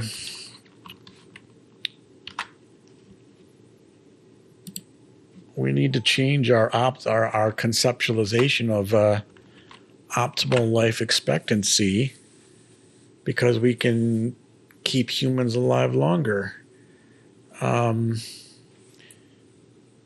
I'm thinking if we can keep humans alive longer, it's not going to be in some kind of vegetative or place where we're suffering or something, because that doesn't make a whole lot of sense. So it's probably going to be something where there's a quality of life that makes it worth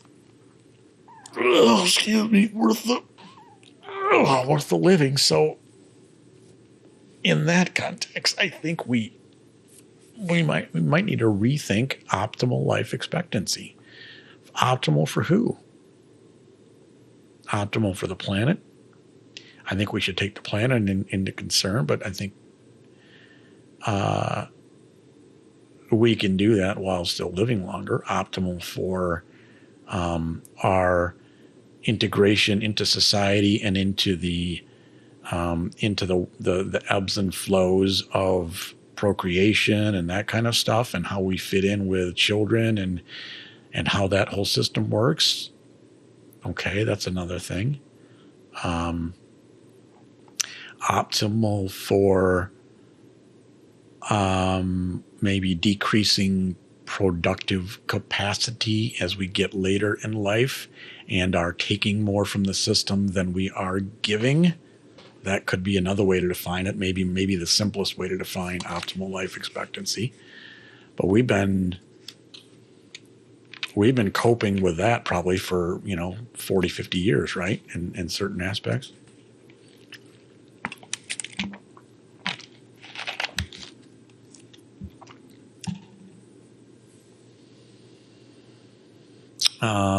Let's see.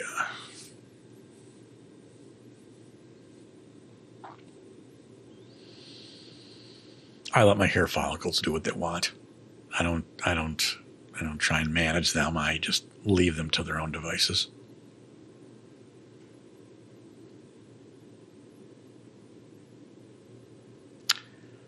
Well, my answer is part of what we're already doing that, right?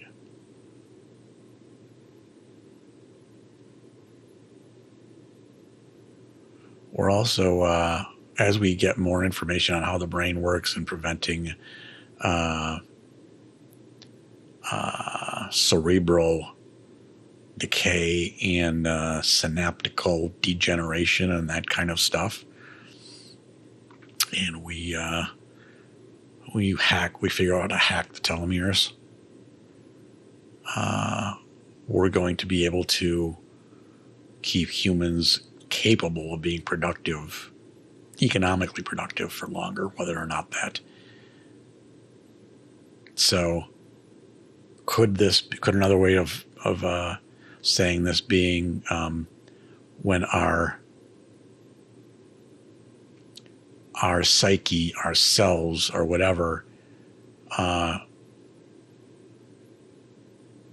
is being outlived by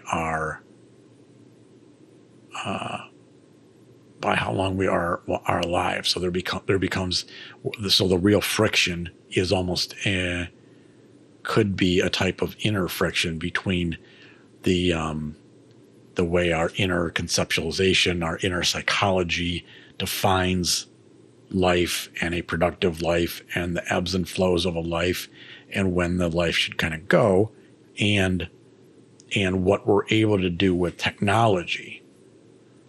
So then you get into issues with apothemesia, akinesia, and an end of life morality and ethics about it doesn't matter. I can't remember the word, but you get the concept. Are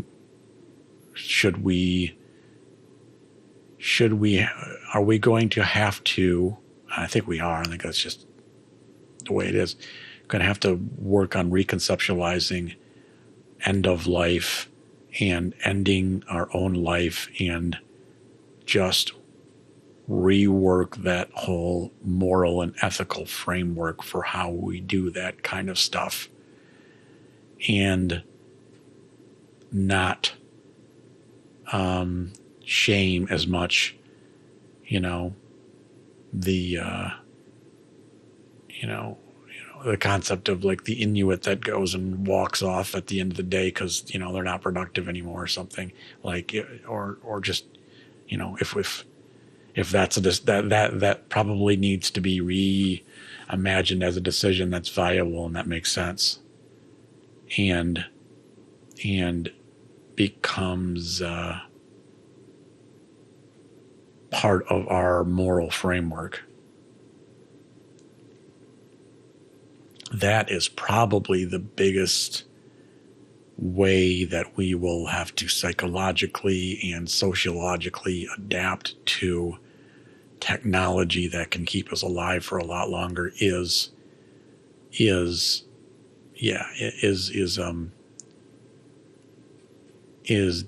de-shaming or making it just more acceptable for people to be able to manage their end of life how they want to manage it. Open up that freedom. That's one way that we'll cope. That's a big way I think that we'll cope.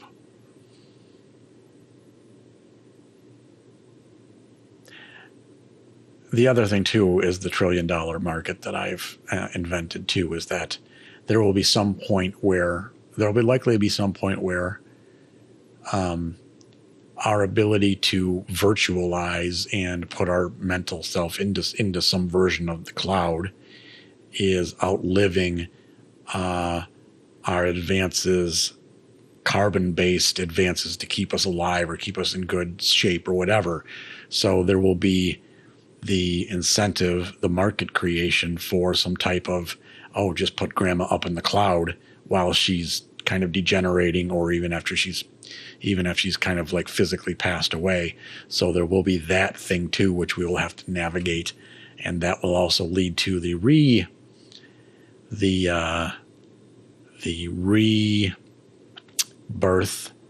of what's the Catholic thing that they what's the term? Why can't I remember terms anymore? I can't remember words. I can remember ideas, not words. It's probably not good. Anyway, indulgences, right? Indulgences where you pay the deceased to reach higher levels of heaven. Well, this will be like, pay your $29.95 a month for Granny to have a good virtualization. And if she wants the upgrade, where she can change her environments from, the beach to the mountains, well, that's an extra $10 a month. So that's a $1 trillion idea. Anyway, I don't feel I need to follow up on it. I'll just give it away for free. $1 trillion idea. Give it away for free.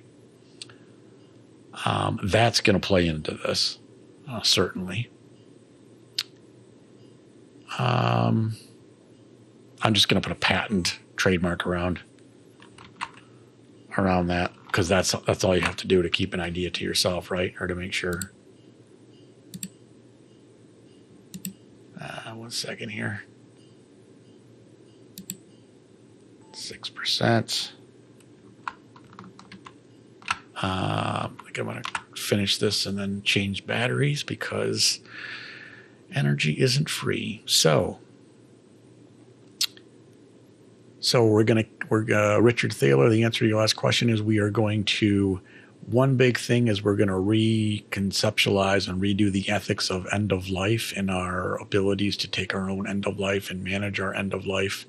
That's going to be a huge part of how we deal with it. Another huge part of it is we're going to go up into the cloud, and we'll be virtual when our bodies start failing, and we'll have to rework coping mechanisms with that.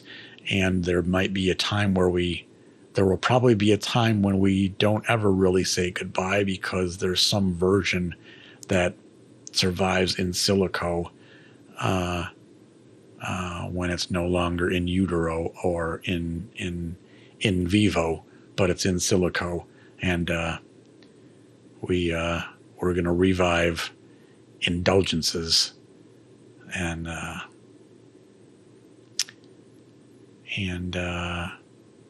eat your heart out, Pope, whoever. Boy, the cathedrals we're going to make with those indulgences. Okay, so that's my answer, Richard Thaler. Interesting question. See if we got one more before that battery completely dies, or my battery completely dies. But I'm getting through the end of this. Come Hacker High H2O. I'm getting through this. Next question, Lisa Randall. I know a few Lisas. I know a few Randalls. I don't know any Lisa Randalls, except for I do know this Lisa Randall. Not personally, but through the ether. Lisa Randall is a physicist at Harvard University and author of Dark Matter and the Dinosaurs.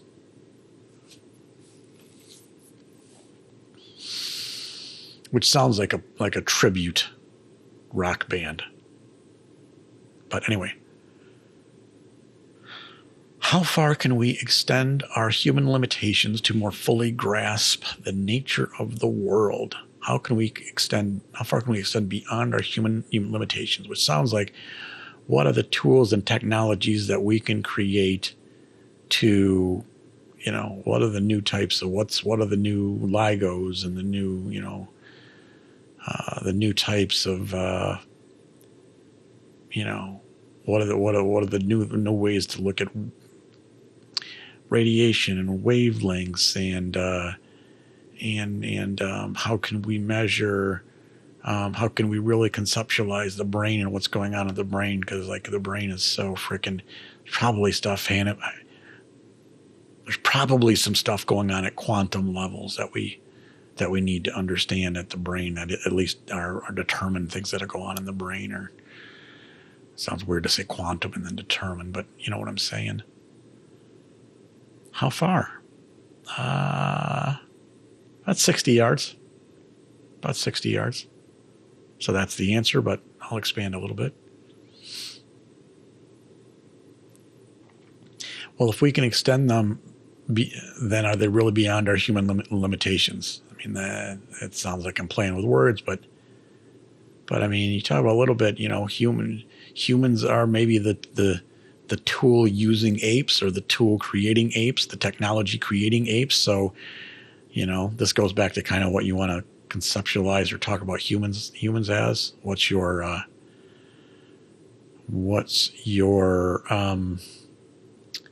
how does your taxonomy of humanity work?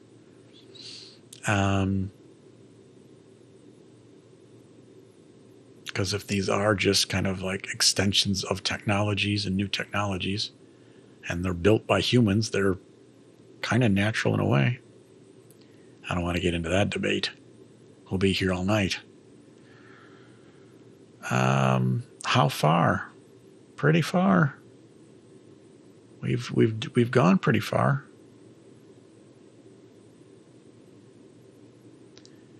We've got radio telescopes and atomic scale microscopes and computer chips making stuff at really small levels, under less than a millimeter even.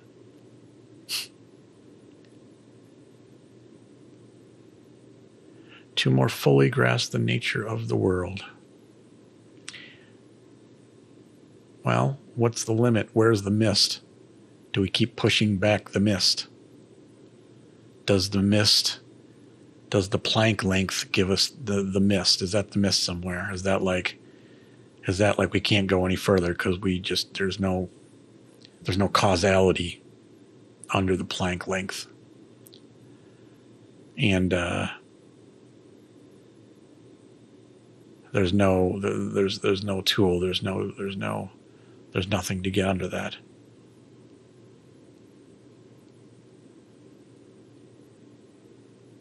Is gravitational?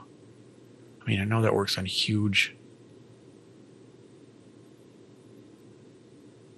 gravity waves, on huge phenomenon. At least that's how we see it now.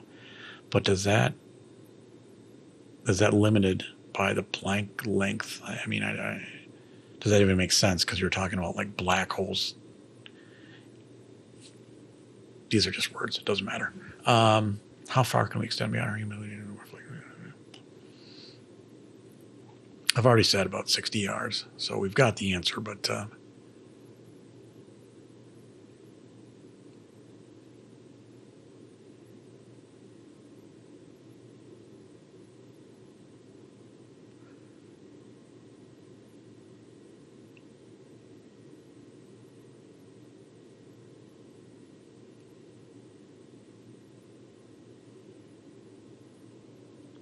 I think the answer will be we will extend certainly far enough that there's a certain point where we won't call ourselves human anymore.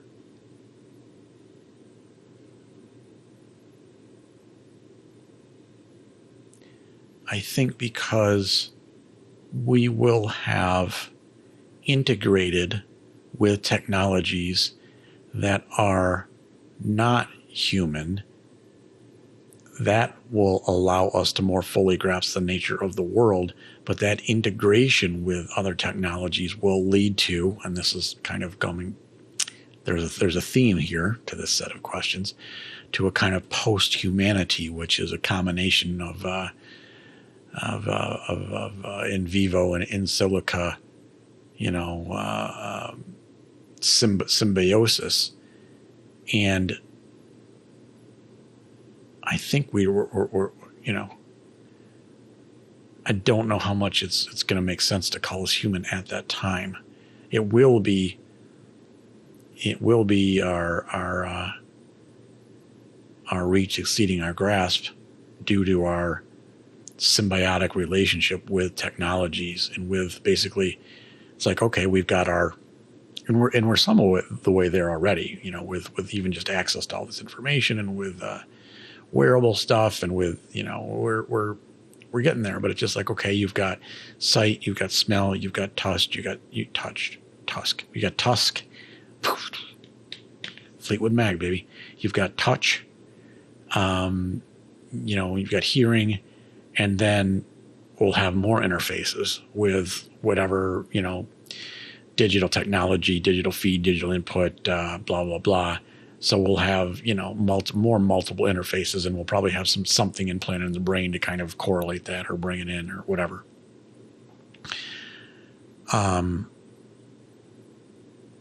So that will extend our human limitations, but will that extend us being humans? Will we still see ourselves as humans then, when we are some symbiotic,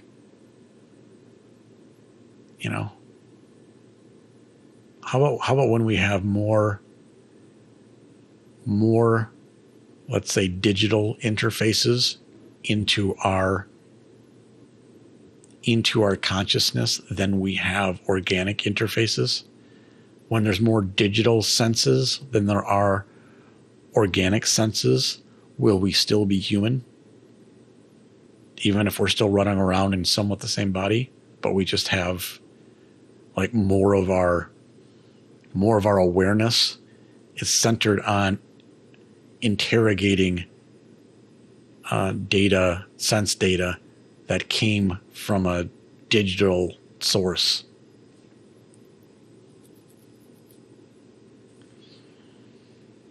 What do we call ourselves then?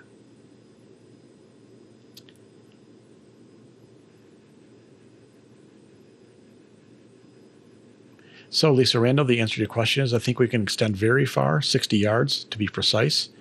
But past, like at yard 61, we start re-examining what it means to be human, because we're probably, we've extended and become symbiotic with technology so much that just to call us humans, maybe we may not no longer have full purchase on that word. We may need to change what we're calling ourselves. So that's your answer. Thank you very much. Interesting question. 1% here. So I'm going to take a pause here because I'm able to pause, and we shall return. We're back. Thought I would shed a little light on the subject, so to speak. You can see that how the bodies are hidden. And also, I decided to put a hat on. Not because my hair has not been cut in 9 months and it looks like I'm going full Unabomber, but only because the green in the hat creates a nice consilience with the green of the felt of the pool table. That's the only reason. No other reason. Anywho, I think we just finished off with Lisa Randall. Interesting question. And we are on to next. Jeffrey West. Jeffrey West is I really should just wonder if I can do this in real time. Don't think I have enough. Anywho, Jeffrey West is a theoretical physicist and Shannon Distinguished Professor and past president at the Santa Fe Institute, and author of Scale, The Universal Laws of Growth, Innovation, Sustainability, and the Pace of Life in Organisms, Cities, Economies, and Companies. That is a long title. We can just go and see if we can just go. You get the point.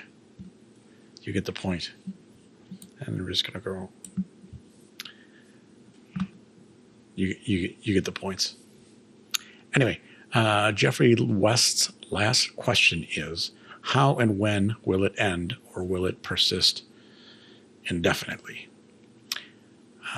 Who is this it? What is this it you're talking about? I mean, I think I know. I think you know what you think you mean. I don't know what that word means. I know what you think it means, Sonny. I think it's a politician's word. That's, you can dress up in a suit and have a job and feel a way about yourself. Channeling Morgan Freeman very, very poorly. Anyway, how and when will it end, or will it persist indefinitely? If you mean by it, you mean the universe, the multiverse. I love it when my heater vibrates at a certain frequency. It's so calming. So good for sound quality. How and when will it end?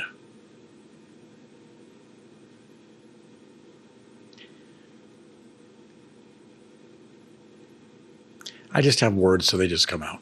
I feel like when how and when become the same thing as when it will end. I'm not sure what I mean by that, but like almost like the questions collapse onto themselves in a way, almost like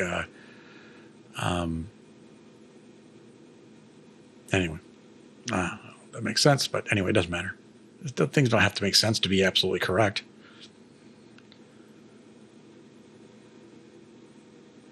Screw parsimony. I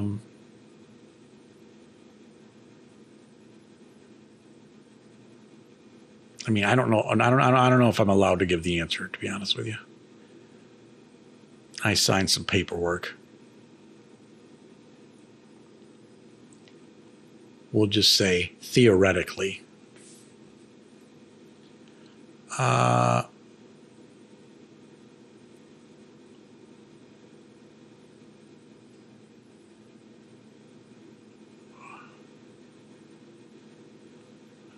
I think we've determined already that it's a tricky one to answer, but we'll take it from this perspective. We've determined by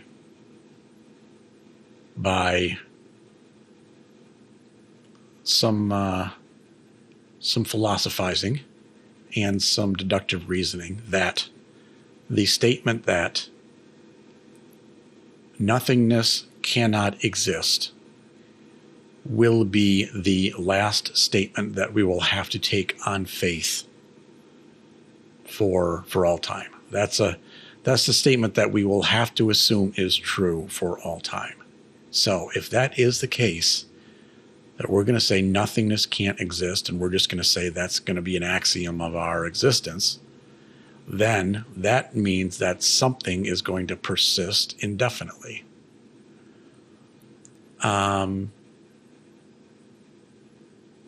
So that, I guess, in some way will be part of the answer, but you're also saying,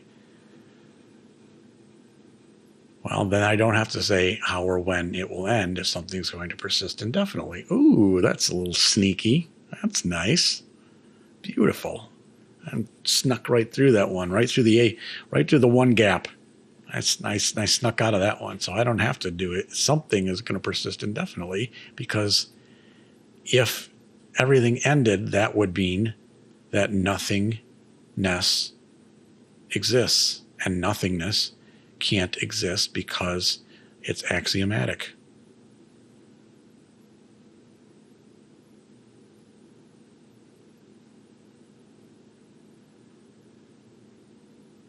So, Jeffrey West, the answer to your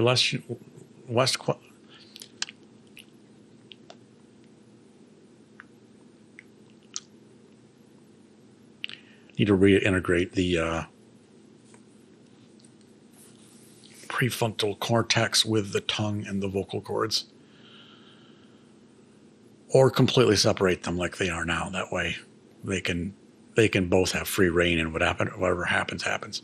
Jeffrey West, the answer to your last question, how and when will it end, or will it persist indefinitely, is something will persist indefinitely because nothingness cannot exist. Thank you for that. Next, we've got Carlo Ravelli, who's a theoretical physicist at Aix-Marseille University and the Centre de Physique Théorique, or the Center for Theoretical Physics, if they would just talk normally, in Marseille, France. This is where my lack of French comes. This is where my lack of speaking French comes in handy. Centre de Physique Théorique, Marseille, France. Author: reality is not what it seems. You know what? I've got a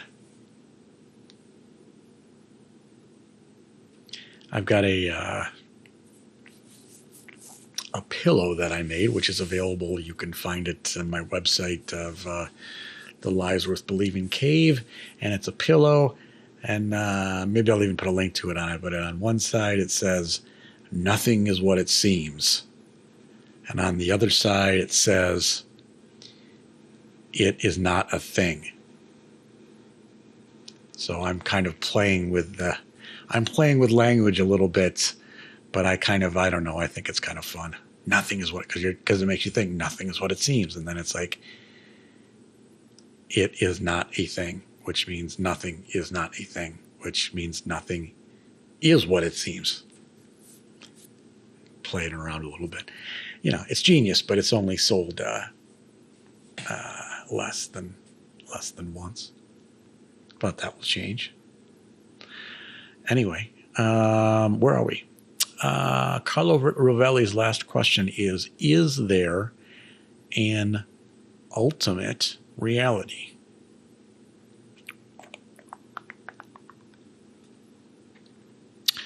Which is a different question from, can we get there? Can we experience it? Can we conceptualize it? Can we map it? Can we algorithm it? Can we videotape it?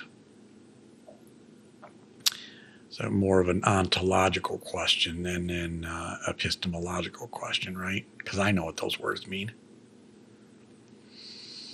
Well,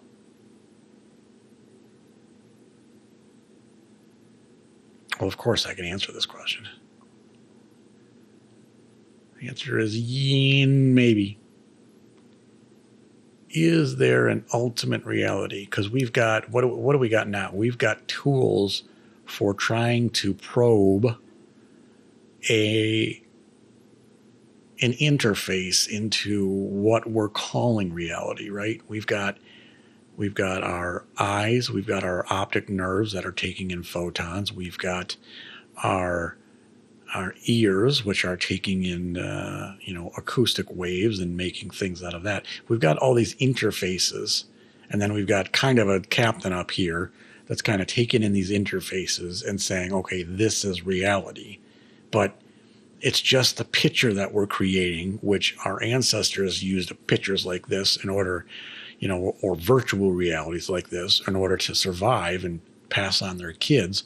So whatever we're creating, this virtual reality that we're creating is or has been useful in the past to procreate. Good for them, good for us, but that doesn't mean it has much of any relationship or maps onto any type of fundamental reality, even if there is a fundamental reality. It could be that every reality is just what's created by different minds. We have to go back to whatever, that'd be like idealism as opposed to like materialism. So could it be that that the only reality is different minds' conception of reality? Could be. Could be that it's every mind's conception of reality is like looking at an elephant from a different perspective, the leg and the trunk and stuff, but there really is something there.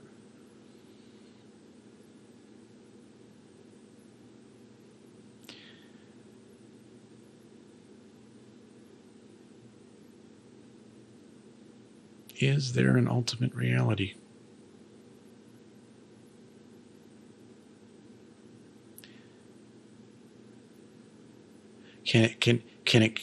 Could there be a reality and but it can't be conceived of in only one way because it is a matter of perspective, of literal perspective, and so reality, and so the one ultimate reality can't be conceived of in the same way by any one agent inside of that system. Like anything in the system can't conceive of the whole system. I'm putting a lot of words together that don't add up to much. That's what I do here, in case you haven't figured it out yet. Anyway, the nice thing about any way I answer this, I'm not going to be proven wrong in the near future. Does our previous conceptualization and understanding that nothingness cannot exist has to be a statement that we take on faith, but that we accept, play into this question?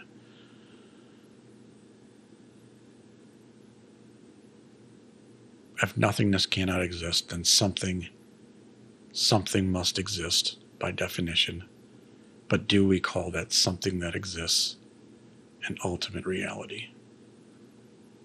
Is there room for it to be something else? If something must exist, does that something have to be, is there a ground floor with that as ultimate reality?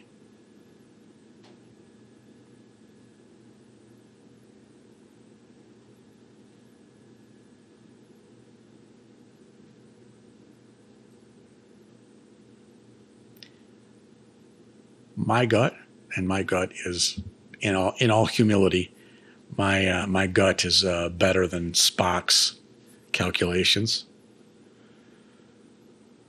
My gut says there is an ultimate reality, and we will never be able to get there because it's a matter of measuring. So it's like, it's a problem of search costs. It's a problem of, we would need our ability to see ultimate reality is constrained by the tools that we have to interface it, and there is no way to be able to interface every kind of tool that you would need to get to ultimate reality without being the ultimate reality, kind of, in a way. You know, in order to be able to see it for the ultimate reality it is, you'd have to be looking in every it's like almost every conceptual direction, and so you would have to be the thing. I don't know, and then that's got something to do with black holes and information and something like that too, and signal to noise ratio. But yeah, I'm pretty sure that there is an ultimate reality, but we'll never be able to wholly conceive of it, but there is one. But our perceptions of ultimate reality will always be limited to our ability to interface, which will in some ways always be limited, because otherwise we would be the whole thing. So you get where I'm going. So anyway, thank you, Carlo Ravelli. It's an interesting question. Next, Frank Wilczek. Frank Wilczek is a physicist at MIT recipient of the 2004 Nobel Prize in Physics. Big freaking deal.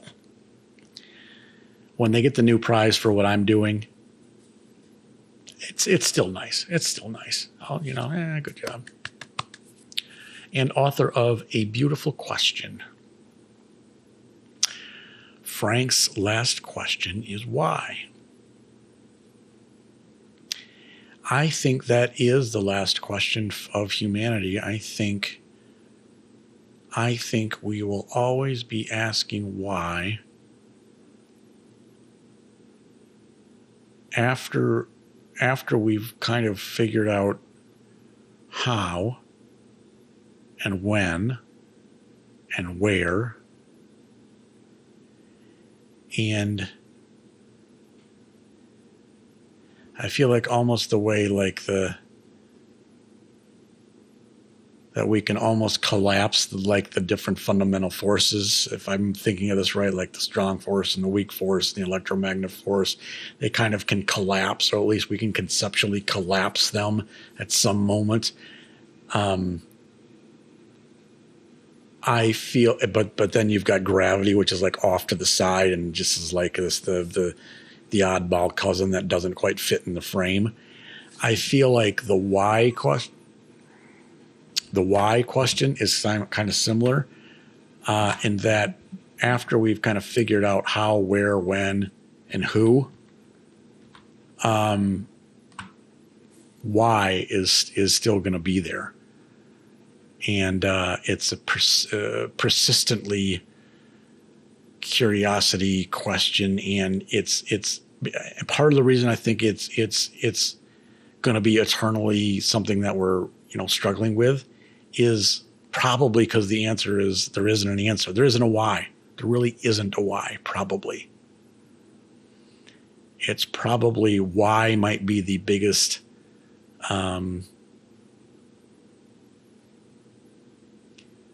Why fills a much needed void in the conceptualization of epistemological quandaries, whatever. Freaking technology. I mean, certainly there's a lot of whys that make sense and that we were trying to discover, and a lot of those go back to the scientific method and stuff like that. But there's a point where why probably just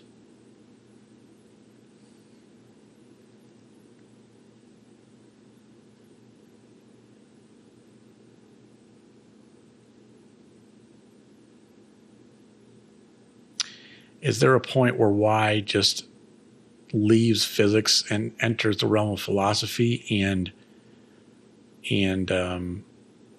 beware all ye who enter therein?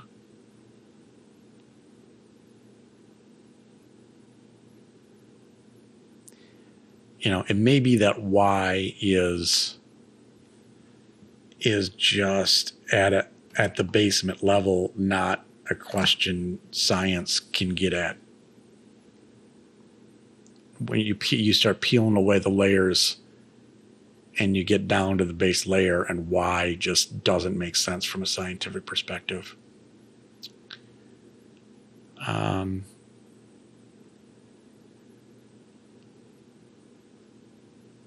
I also think, as I circle around the earth here, I've now been alive for 23 years.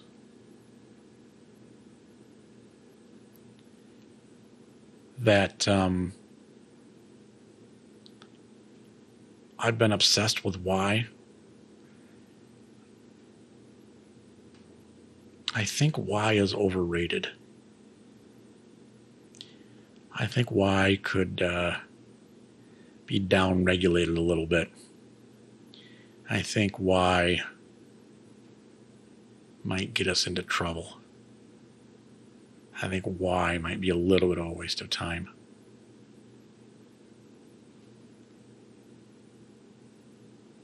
I think why.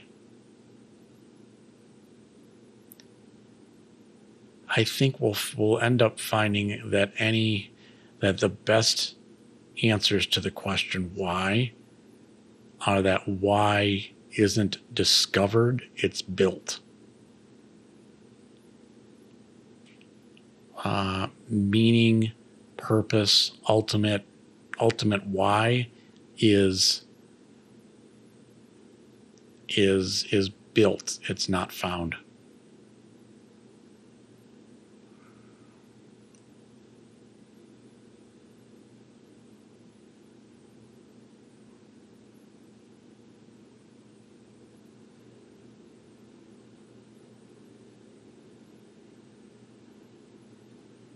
So, Frank, we'll check the answer to your question. Why is if you build it, it will come. Shoeless Joe, why? All right. We are rocking and rolling. Next, Next we have, see if I can get this all in, or if I've got what have I got to do here. Might do some technology. See if I can technology this. Oh, can't see my run out. Can't see my pool run out. Robert Sapolsky, who's a neuroscientist at Stanford University and author of Behave with Mike Myers. Robert Sapolsky's last question is, given the nature of life, the purposeless indifference of the universe. Check back to our last question. And our complete lack of free will.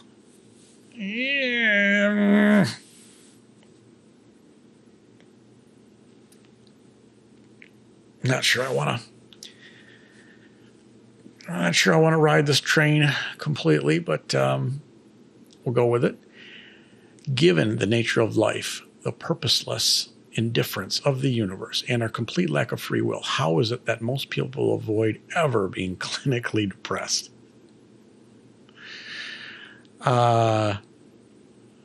Yeah, the curse of self-awareness, the curse of existential despair. Well, if we have a complete lack of free will, how could we avoid anything?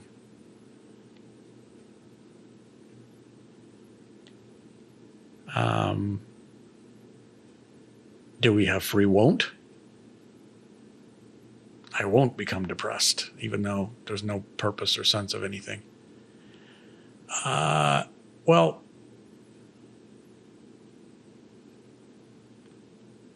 I do like the question. It's a very interesting question. It's a question from someone who has, I would say, not to say that I know Robert, but experience. He's probably looked at the abyss and seen the abyss and stared at it for a while. Anywho, well, I would say evolution, baby. There are probably mechanisms. There are certainly mechanisms and cognitive blinders and other things that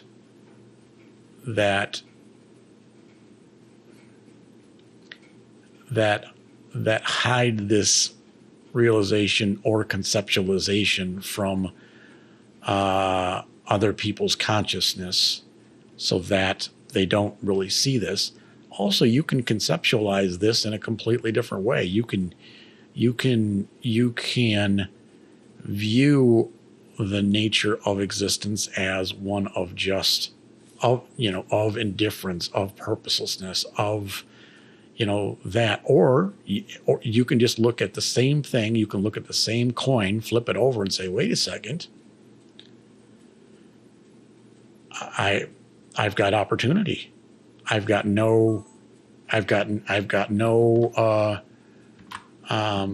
chains. I have the ability to make decisions. I have the ability to do things. And I don't care what you say about a lack of free will. If an agent can pursue things, if an agent can learn, certainly learning is possible, education is possible, experience of reality is possible. These things happen. These things are under somewhat of control, or at least differentiation. It is possible to eat chocolate ice cream. It is impossible to it is possible to experience standing in a waterfall in the tropics. It is possible to go on incredible psychedelic journeys. These things are experiences that can be had. Why not do that? Why not take the ride? I mean, I definitely see where he's coming from, and I've been there. I've looked at the freaking abyss. The key for me for when you're, is don't stare back at the abyss. Just don't move. So that way the abyss maybe doesn't see you. Just stay perfectly still and don't do anything. That's another way of being clinically depressed. Just don't move. Anyway, view the existential crisis as the unlocking of a key to you are unshackled. You have the ability to experience existence, and as much as there is no meaning or purpose in the universe, you make the meaning or purpose of the universe the experience of existence itself. The surplus value of existence is the experience of existence. That's as baseline. That's as the core of a reason as there is. The reason to be alive is to experience being alive. And to the extent that you can control and author your relationship to experience, have at it, man. Do it. Take the ride. Author your experience. It's much more under your authorship than, even without free will. It's under your authorship. It's Google Maps doesn't have free will, but it'll give you a lot better directions if it has more information, and give you a lot better ride. Free will isn't part of the. Free will doesn't even impact this. I think free will is a red herring.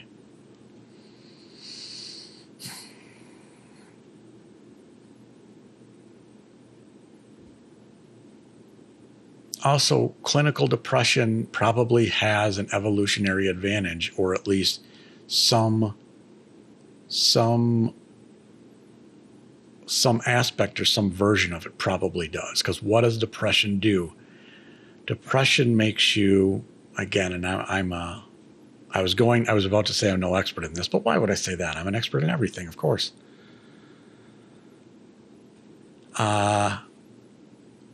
Depression makes you not take action in a lot of ways, makes you not do things, makes you want to shrivel up.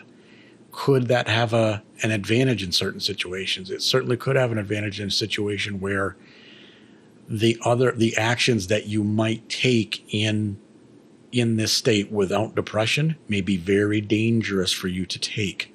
So it could be that depression has an evolutionary advantage, or at least did in the past, or does in some situations, where that safe mode that you get put in, almost like you're in safe, like you put a computer in like safe mode, so it doesn't have full access to all of its interfaces and things. So it's in kind of like a diagnostic mode or a safe mode until it can figure out what it's doing wrong. Conceptually, maybe that's how our psyche works, by putting us in repressed mode, so we don't take some of these crazy actions because it's like, hey, you're in this state, don't do anything crazy, just sit on the frickin' couch till you figured something out, because you don't want to take the crazy action. So mapping that onto the question, can we map that idea onto the question?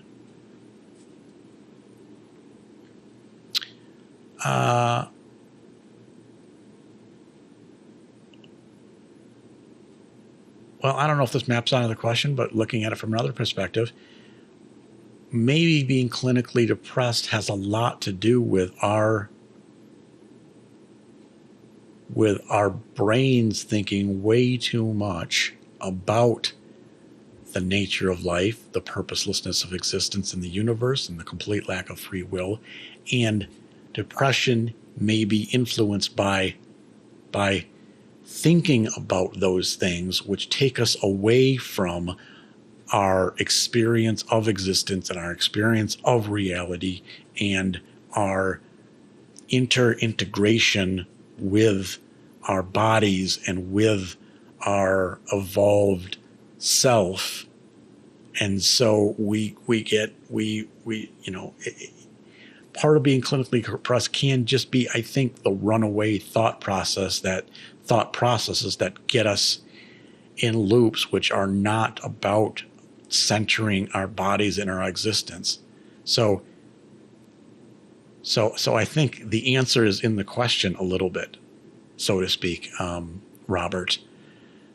In pondering these types of things can maybe trigger the clinical depression that we're wondering about. So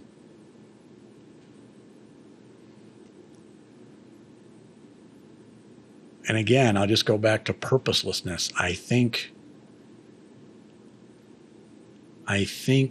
purpose gets, I think because there isn't necessarily a grand purpose, that frees us to build purpose. We build purpose by building and cultivating our relationships. We build purpose through our meaningful, satisfying work. We build purpose through our families and how we interact and raise them. We build purpose through how we go through our lives and how we choose to treat our neighbors. And so because there is no grand purpose that we're enslaved by, it frees us to build our own purpose in all of our behavior, in all of our actions. So it's a freeing thing. It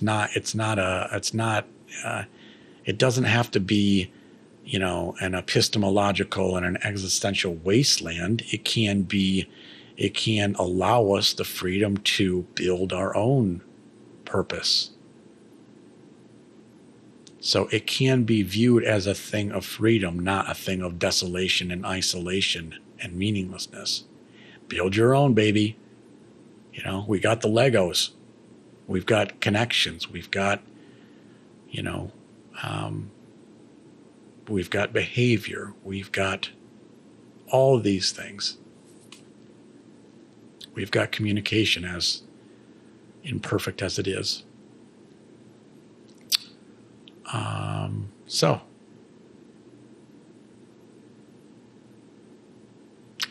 wrap that all up into a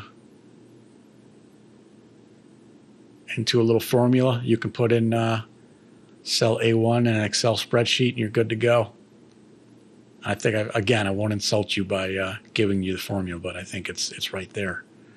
It's right there under the covers. So so cheer up, and cheer up by just experiencing and not thinking for a moment.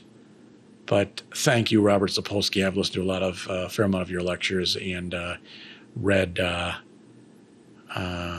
some of your books. It's been a while, but very interesting thinker, and a shout out to everyone. He's got a lot of interesting stuff on YouTube and a lot of interesting books, and a very interesting thinker. And anybody that can maintain a beard of that magnitude and grandiosity has to be listened to. So, thank you very much. Next. Whoa.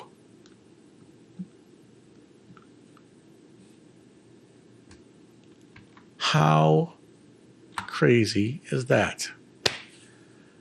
That our last question was of such a nature that is crazy, that we're at the end. And that question is probably the only question of all of the 283, I think, which engendered a response that was kind of like, how should we think of our own place in the universe, or how should we think about a positive view of ourselves in the universe, and still be able to build that even out of the, maybe the existential, rescue ourselves from our existential crisis.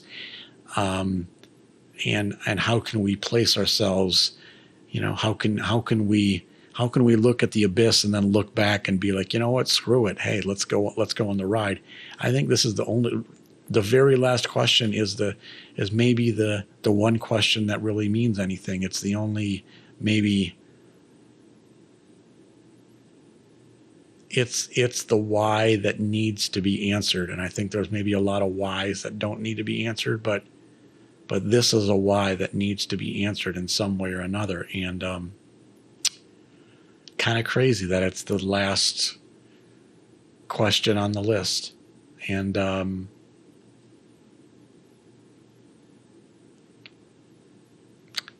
anyway, a hard time thinking of a more apropos way to wrap this up. So, I certainly can't say that I am always effective at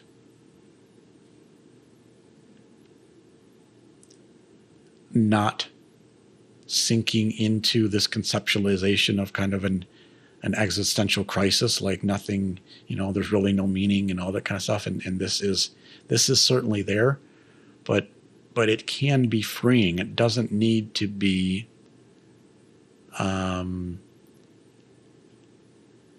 it doesn't need to be a negative thing. It can just be, you've got a whole universe to play, and you can make up the rules. You can make your own rules to a large extent, you've got to kind of get along with society as much as you have to, or go be a hermit, which is so frickin' tempting at times. But hey, you can look at the kind of the purposeless of life as freedom. You're not chained. Hey, you're barely even chained to your biology at this point. You can do so many things virtually and do so many escapes. And now some of those escapes that lead you too far from our biology and our stuff can I think lead us to the abyss. So you got to be careful about that. But you can venture, you can explore, you can create your own rules. You can create so many things.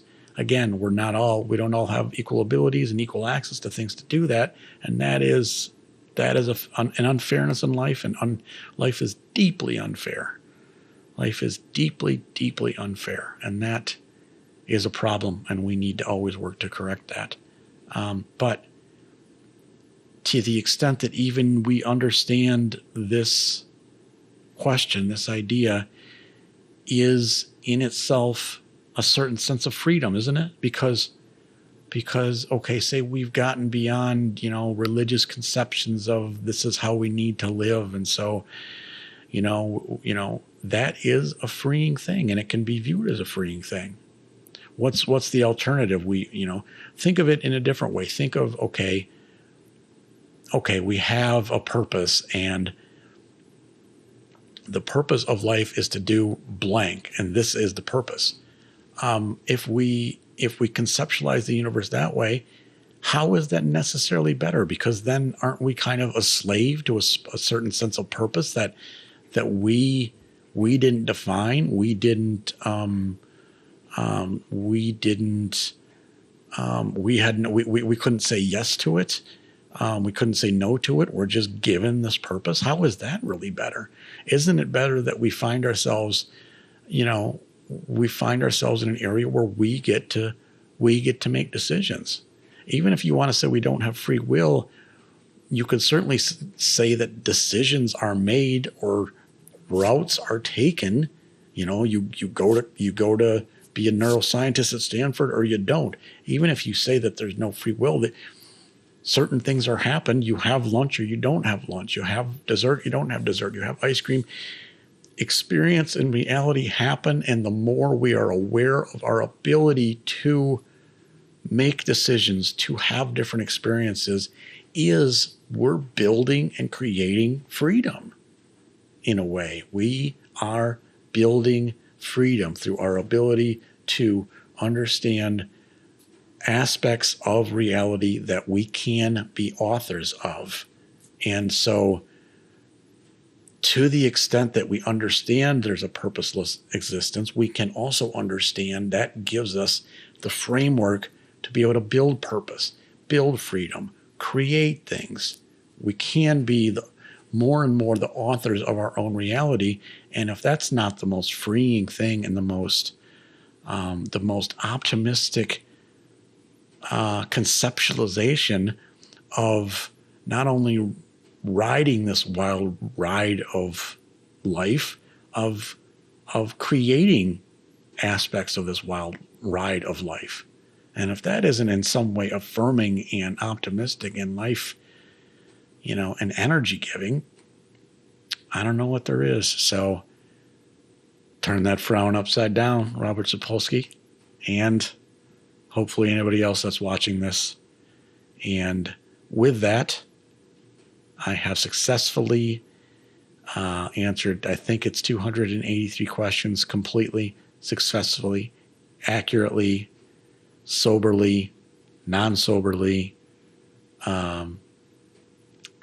gesturally, non-gesturally, and I may make again words. I want to make up new words just for me. Now, I may make another video that just kind of summarizes what I've learned and stuff like that. Who knows? We'll see. But it's been an interesting experience, and it's been a great way to end the series. So with that, bon voyage. We will see you on the flip side. Thanks for sticking around. It's been great for you to see me. Kia Sorrento.